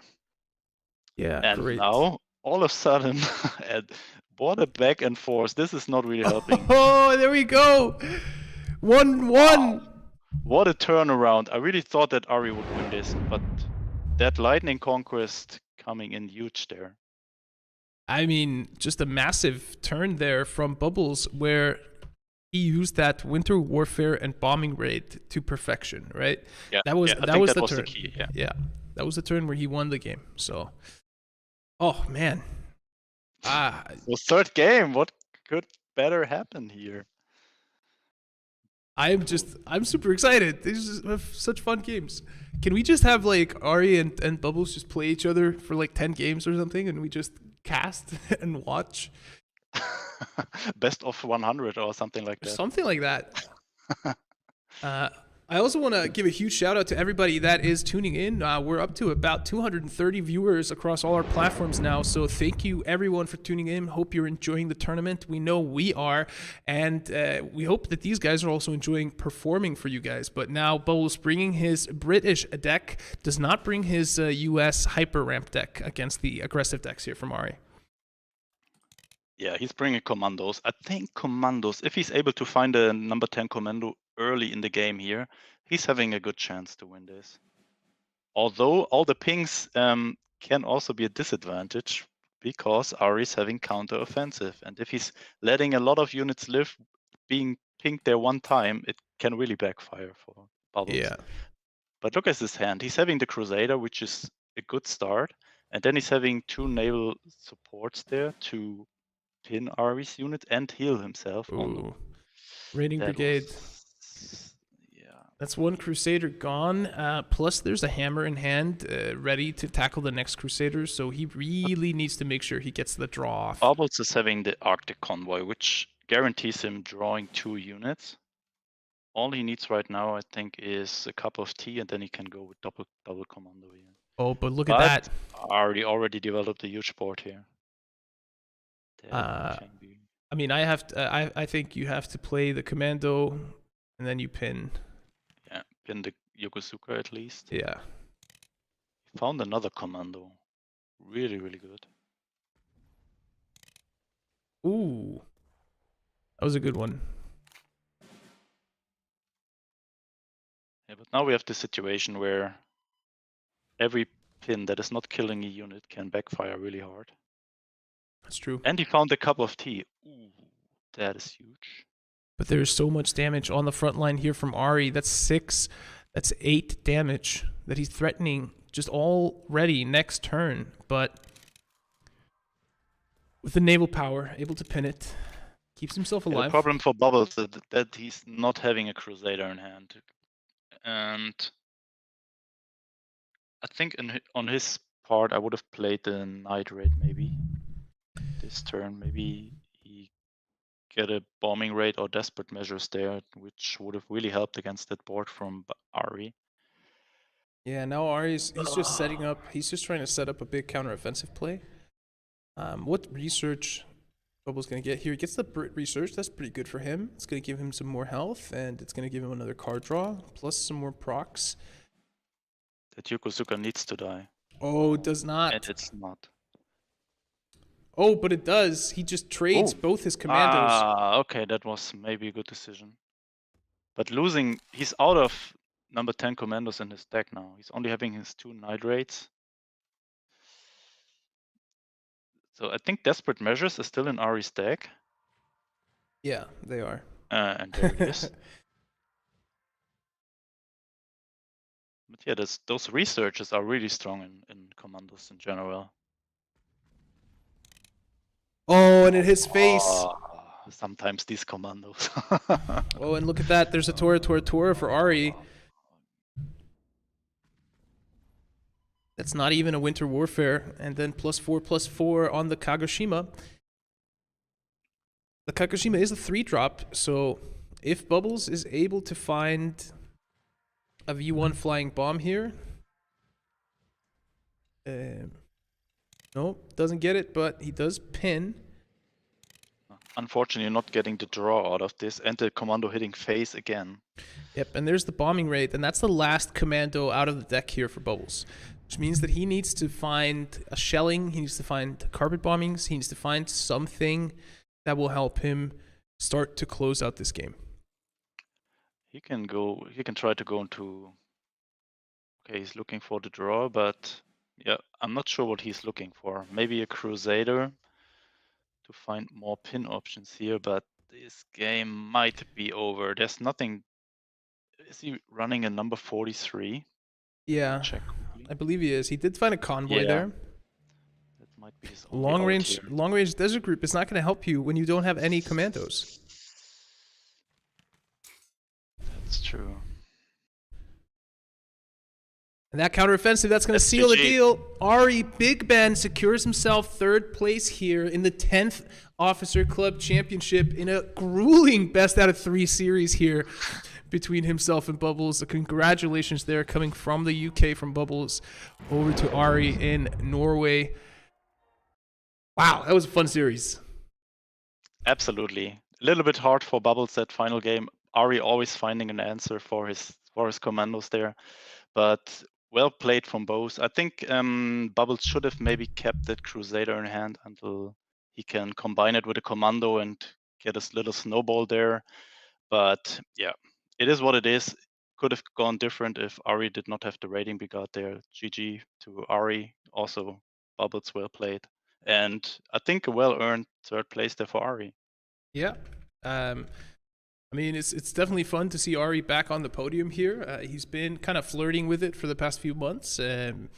Seems to have found a good stride now. Played some really good games, and really exciting to watch. But this means that we're down to the finals. There's nothing left but the match for all the marbles, and that's the match between Birdo Burrito and James Jim Raynor. That's a best out of 5 for the people that might be tuning in and don't know how this works. We played best out of 3s all the way until the finals. The finals are a best out of 5, which means that you have to win with every single deck you show up with. So we did this very specifically because these are the best players in the game. These are the best players on the ladder. They are the most knowledgeable, the best pilots of the decks, the best theory crafters. And the challenge here is to bring 3 decks that can't be beat against your opponent. So it's going to be an interesting thing to see if James or Birdo's decks can go the distance in this grand finals. Who is going to walk away the OCC champion for March and $500 richer? Find out right after this.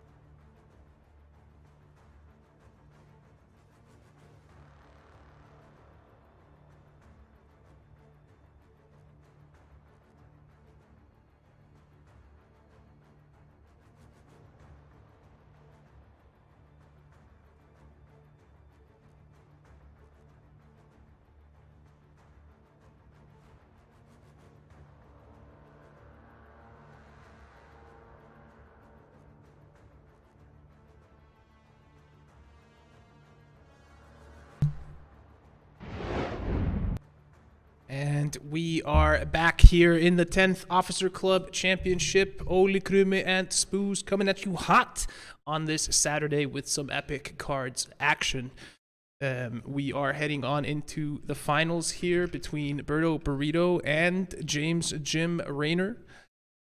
So we're just finalizing getting the players ready for the match and making sure they both know that this is a best out of 5. It's a mix-up we've done before. Where someone thought that was a best out of 3 as well, but then had to win another game. So just making sure everybody's on the same page there. Challenge has been accepted and players are ready to go. I am super excited for this. Yeah, me too. I think Birdo is having the advantage here.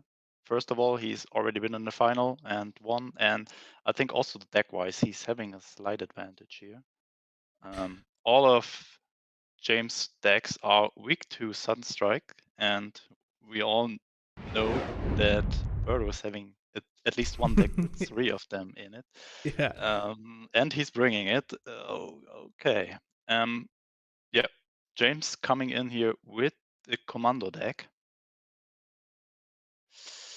Oh, that root out and the Sudden Strikes. He's having so many answers against the commandos that I doubt that James is able to win this, but we will see. I feel like what Birdo is bringing here is it's almost just the perfect commando counter, right? Yeah. You know, the tactical also, strike with the draw denial and all that stuff. I think this card in general is really backfiring when you play commando and not with US ally, where you can have supply chains. So once you run out of stuff here, it's really hard to come back with the commandos. Oh, and just look at that. You got the tax strike. That's going to be able to deal with whatever turn 3 play James comes out with. So if he does commando plus cup of tea, you can get rid of it right away. And then, of course, you have the root out to deal with any more, if he spams out 3 commandos within a single turn. Plus, as a backup, he's already holding on to the Raft Lightning, which can reset the health of one of the commandos by bumping them back into hand, and the Carpet Bomb for more AoE clear. So an uphill battle right from the moment we said go here for James Jim Raynor. And he's playing the commando without cup of tea, which is always a problem.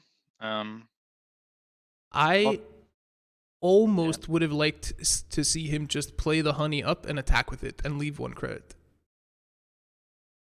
Yeah, me too. I would have kept that commando in hand and see what else I get there.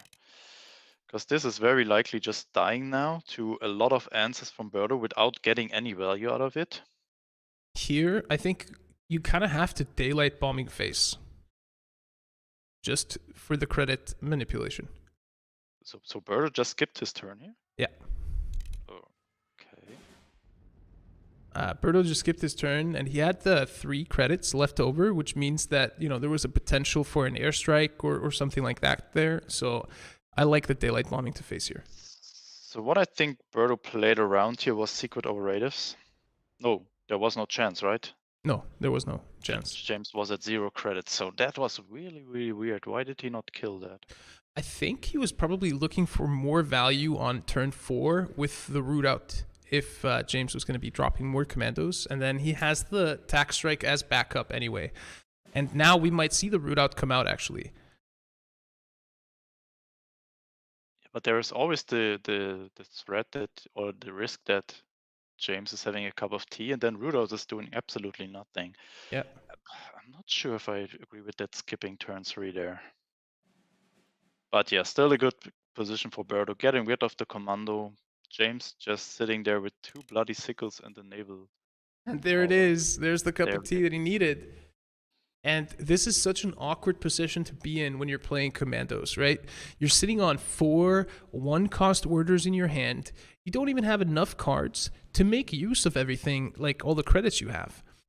But Bloody Sickle on his own Pioneers, giving him an Ultra. That is actually pretty huge. Probably he's not going to get value from it here, though. The Flompons are taking out the 85th.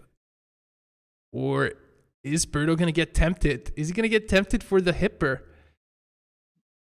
He should not. No. James is having 5 credits left. There's no need to hipper this unit. So it would not be the perfect play here. The doubting system. I'm not sure if he's getting any. Oh, okay, never mind. Yeah, that's the risky thing about. Oh wow. And now you just blackwatch. You blackwatch on cup of tea, or do you? I think I would just cup of tea, blackwatch and go face there. Yeah, I think so. I think I would do the same. Either that, or I could also blackwatch naval power as an alternative. I would very much want to kind of leave.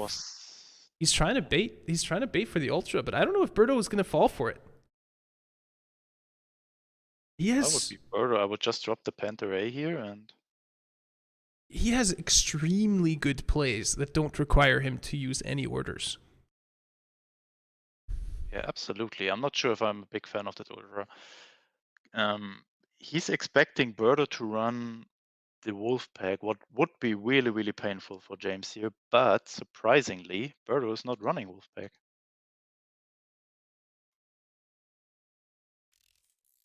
Yeah, we talked about that a little bit earlier. He's probably not running Wolfpack because he doesn't actually want to discard anything. He doesn't want to proc the M4A1 draws.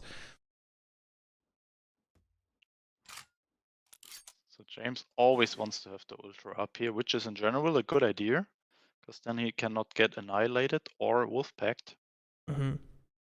But not this time, because Birdo is not having these orders. So he wasted how much? 9 credits so far, with always keeping that ultra up. Not that great. What he needs to find now is a Crusader. So I guess if we look at the upside here from James's side, he hasn't been forced. He hasn't been sacrificing using credits to float, right? Like he just hasn't had cards in hand to actually fully utilize his credits. The only kind of weird turn was that turn where he kind of delayed the blackwatch. I'm also not sure if I agree with that naval power there. What was that for? He's having a unit in the. Is he really want to? He really wants to keep his honey alive, huh? So he can get the the doubting system. Good that it is out now, but I think he's never going to play his ultra here, because what I see in Birdo's hand is a blackwatch. Yep. And now the ultra procs. That means there is nothing to protect that Commonwealth.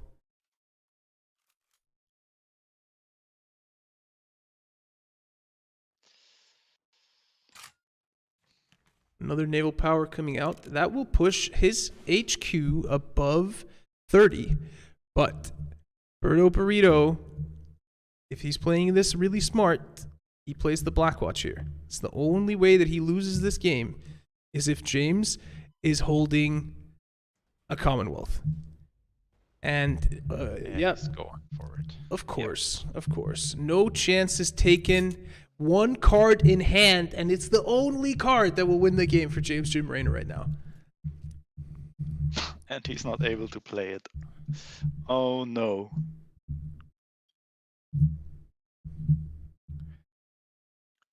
That is extremely painful. He tries to go into Bletchley.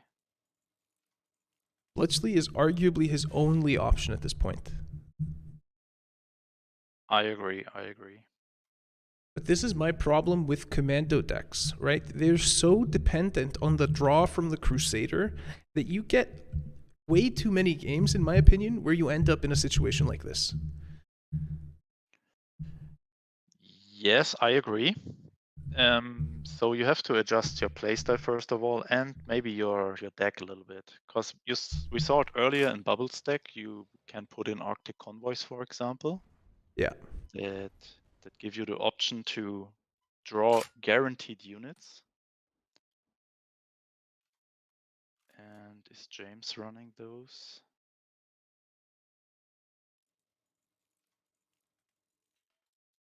Wesley Park plus air power. That's going to get rid of one of the tanks. 5 less damage on the board here for Birdo.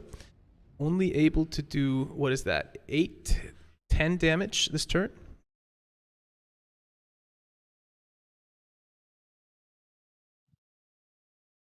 Panzerzug. Panzerzug. Panzerzug. Nobody's picking that. Birdo, come on. Actually, the Blomivos doesn't look terrible for him, considering that he's holding a Lurking Danger in hand. So he's actually able to play that Lurking Danger and arguably... So even that Bletchley, I mean, there is a good chance that Birdo is, after the Bletchley, top decking the Panther A. Yeah. And James is just sitting there with the bloody sickle. Oh, indeed he is. Oh, it's always the best card. So that Bletchley did not really help him coming back here. The next one will be the Panzer 3, which also gives Birdo an additional draw. Yeah, and allows him to choose 1 out of 3 cards. And if how I know Birdo, it will be a land lease. Oh no, not this time. To be honest, I like the Sudden Strike. The Sudden Strike is something he can play this turn, kill the honey, push up the Panther A, and attack with it. So, I like it. Looks like Birdo is also liking that. Yeah, Jin, I don't know. He needs, first of all, a good draw card here. If he's not finding any draw, Black Watch. So now it's the battle of the top decks here. The one who's finding the better ones. Well, Lurking Danger is definitely a good one. Oh, yeah.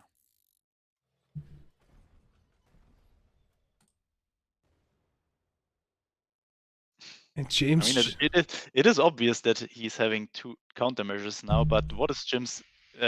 what can Jim do about it? Nothing. Oh no.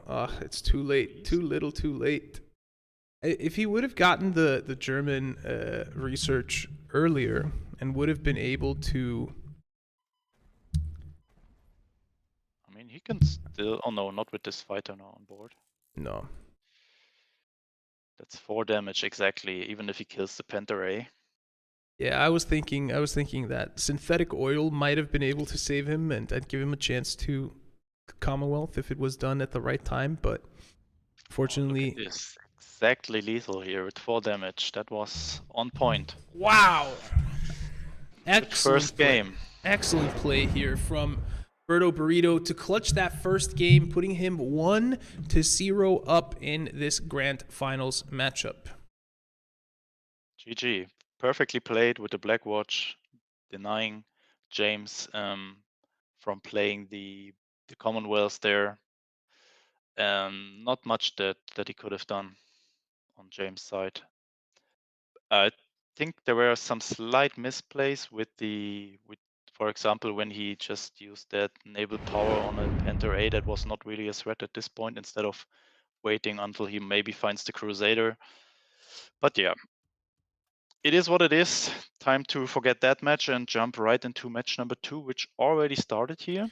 Yeah, these guys aren't wasting any time. Time bringing the Brit control deck, and James giving a try for the artillery deck. Okay, Birdo already with good answers here against the artilleries with the Kitty Hawk and daylight bombing. Yeah. But also that Ultra can be good. Daylight bombing, it's such a painful card when it gets played on curve. You know, it beats you down like this. You know, James Jim Raynor, he's sitting on 2 credits now. That card it's really frustrating sometimes. On curve, it can be really painful. And we saw that it was at this point here. And finding the ramp, which gives him 2 additional credits and an additional card to draw next turn. Huge advantage so far for Birdo. He can, whenever you want at this point, play the carpet bombing, but it's not even needed. He can just Kitty Hawk that Katyusha away. Kitty Hawk and War Bonds again.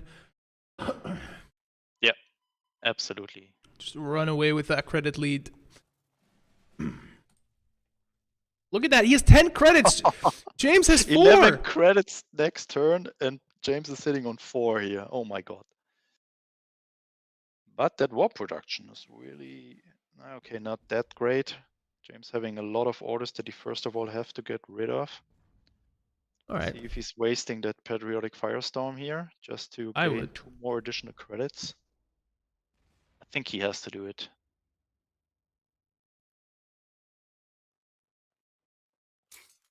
Right. Oh, the third war bomb. Wow.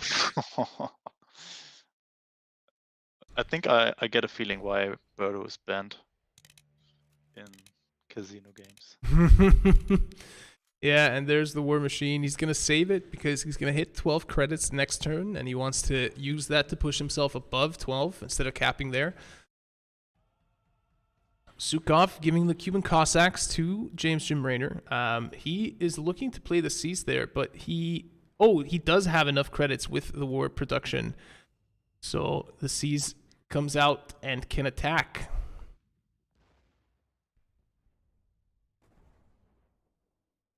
And now I would say, hey, James is starting to have a pretty powerful board, but Birdo has 12 credits and a carpet bomb. It's like, that's insane. And look at this, Birdo is still sitting at 20 health here. Just like nothing happened. Yeah, and another war bonds. He is 9 credits ahead of James Jim Raynor.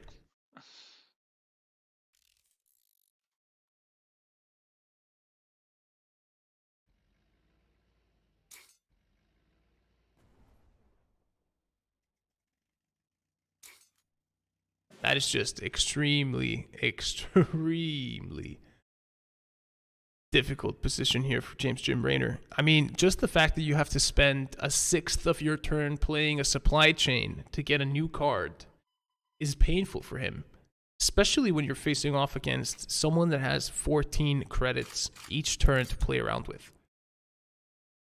Just to put it in context, Birdo can deploy an entire B-17 after doing as much as James Jim can do within a turn. Yeah, that's just such a huge advantage here.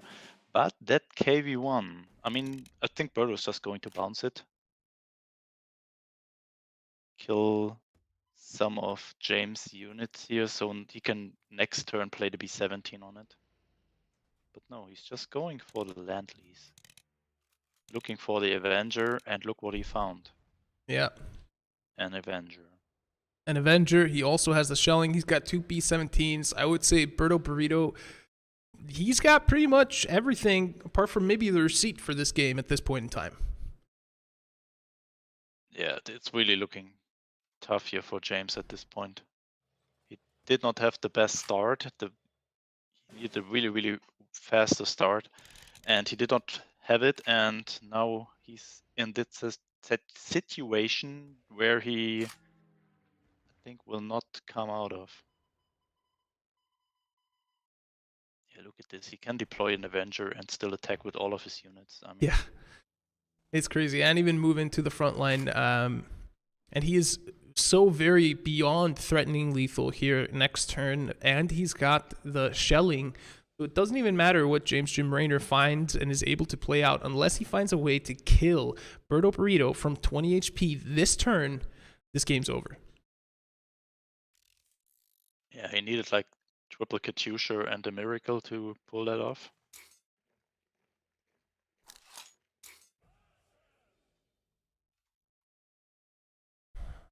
Yeah, unfortunately, he did not find the triple Katyusha, and he did not find the miracle that he was looking for.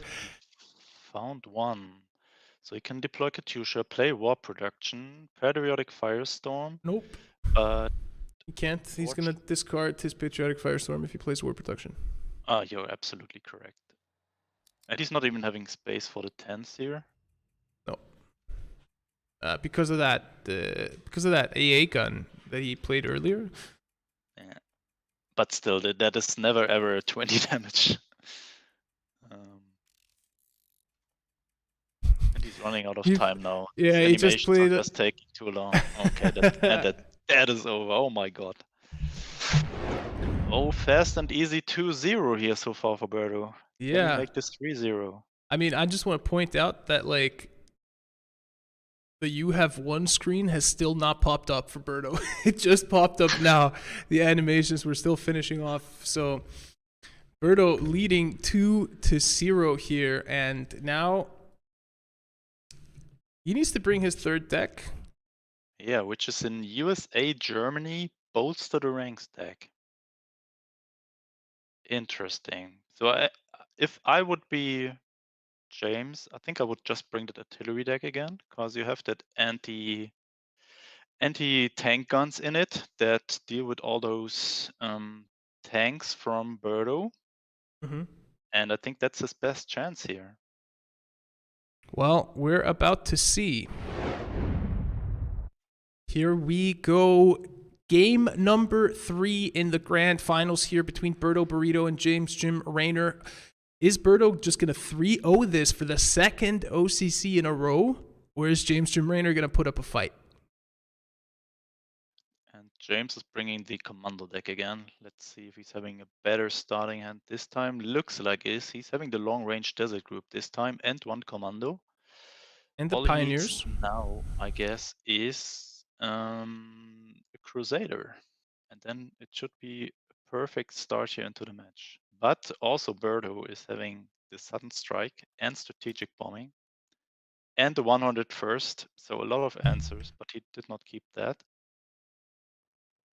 And he's having 30 seconds, so he might flood the board with this in the first few turns.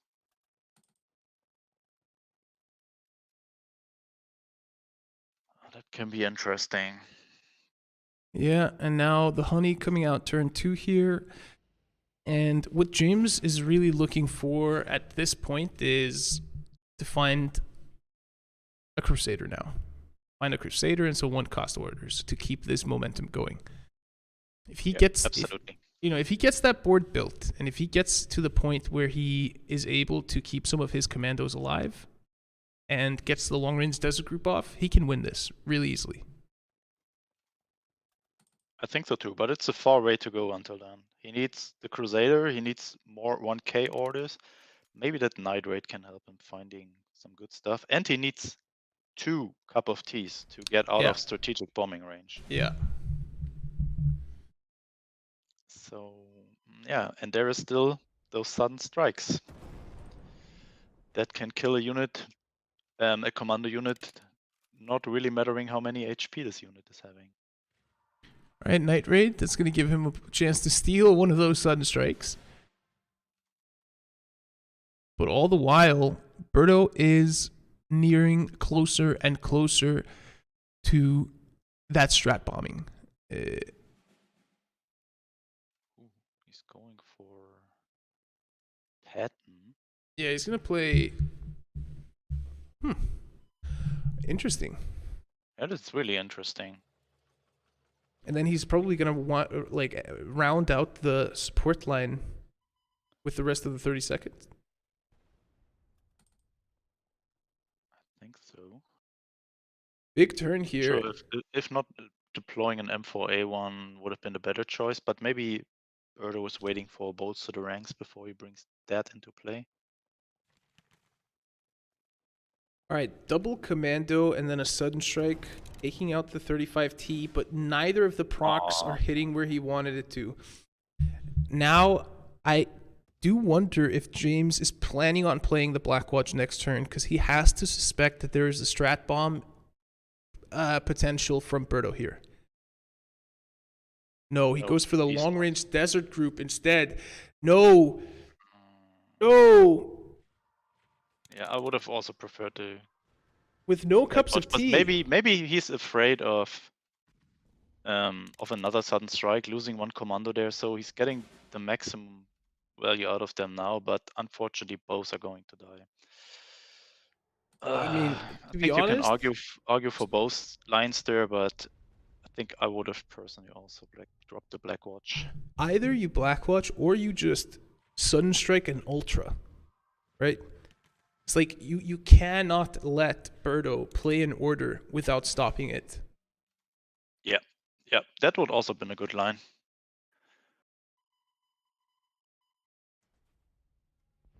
And now Birdo, he's got 2 bolsters in hand. He's got the M4A1 on the board. James got the bolster from the Night Raid, absolutely useless in his deck.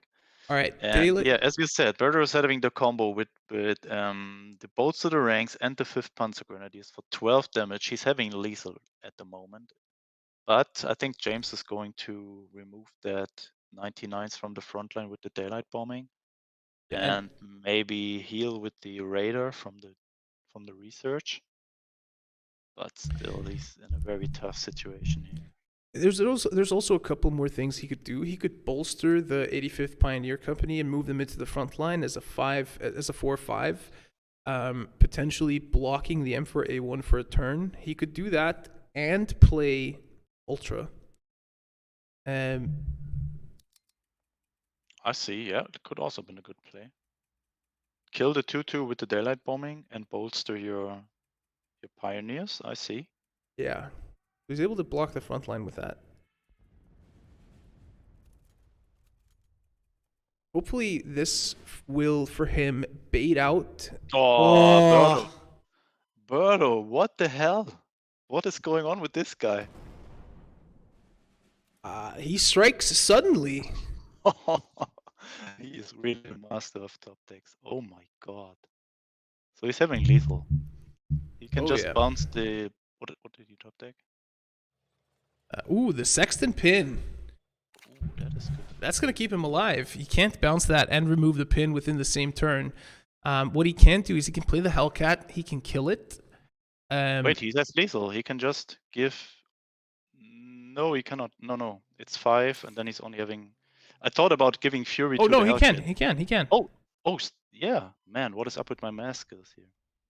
Yep, and there we go. Birdo Burrito, Gee, back-to-back champion, back-to-back 3-0s in the finals. Is there anything that can stop this player? It looks like there is nothing that can stop him. Congratulations, Birdo Burrito, now with 3 championships in a row. Congrats. Well played. Man. Wow. Some really cool games today. We saw a lot of the new cards, and I can't wait for the next one. I cannot wait 1 month here. I want to have the next one next weekend. Well, next weekend, or just all next week pretty much, we're going to have the KARDS Blitz, right?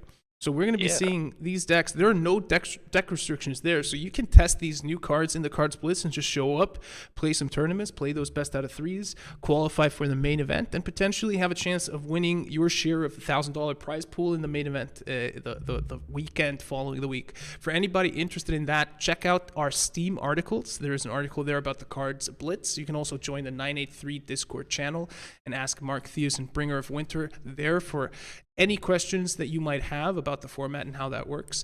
But the plan is basically we're going to host 32 4 to 16 person tournaments over the course of the week. And each one of those are going to qualify the winner to the main event the following weekend, where they're going to play a single elimination bracket best out of 3s for their share of $1,000.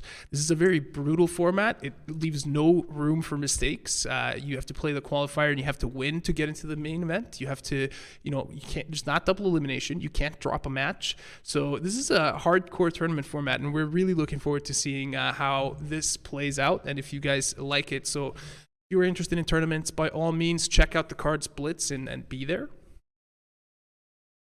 I will definitely be there. I like it. Try to get my spot in the main event. I like it. But apart from that, this is pretty much it for us. Congratulations to Birdo Burrito, James Jim Raynor, and Ari Big Ben for taking the first 3 spots here in the cash prizes. Innocent Bubbles, 4th. Just the bridesmaid, not the bride this time around. At least he was the most entertaining guy today. That's true. That's true. You know what? So he's the winner of the hearts. You know what? Bubbles. Let's. I love you. I'm gonna give Bubbles a knife or something for being most entertaining today. I'll Give him the commando knife so he can practice a little bit of the commando. Oh playstyle. yeah. I really like that one. We need to do that. I just linked the decks in chat. It's just a Google Doc, but people have been asking for it quite a bit, so I decided to try it this way, so you can have all the decks. By all means, share them, upload them to KARDS.com, socialize them, absolutely break the meta. Don't just let these best guys get away with theory crafting us all to death. But any last words, Spooz?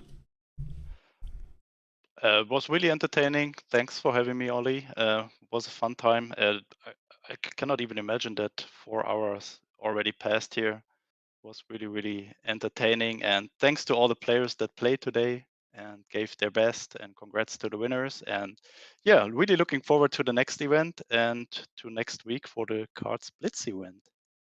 Absolutely. Well, thank you so much for joining me, Spooz. For anyone that hasn't checked out Spooz, check him out on Twitch, check him out on YouTube. He makes awesome videos, awesome content. Give him a follow. He also streams to our Steam store page from time to time. So if you see him live there, jump in, say hello. For myself, my name is Olikrummi and Spooz. I've been your host, and what a great OCC this has been. The 10th one, and it did not disappoint. I am beyond excited for the future of competitive cards. I can't wait to see what you guys bring in the next tournament and in the KARDS Blitz. So until then, we'll see you later.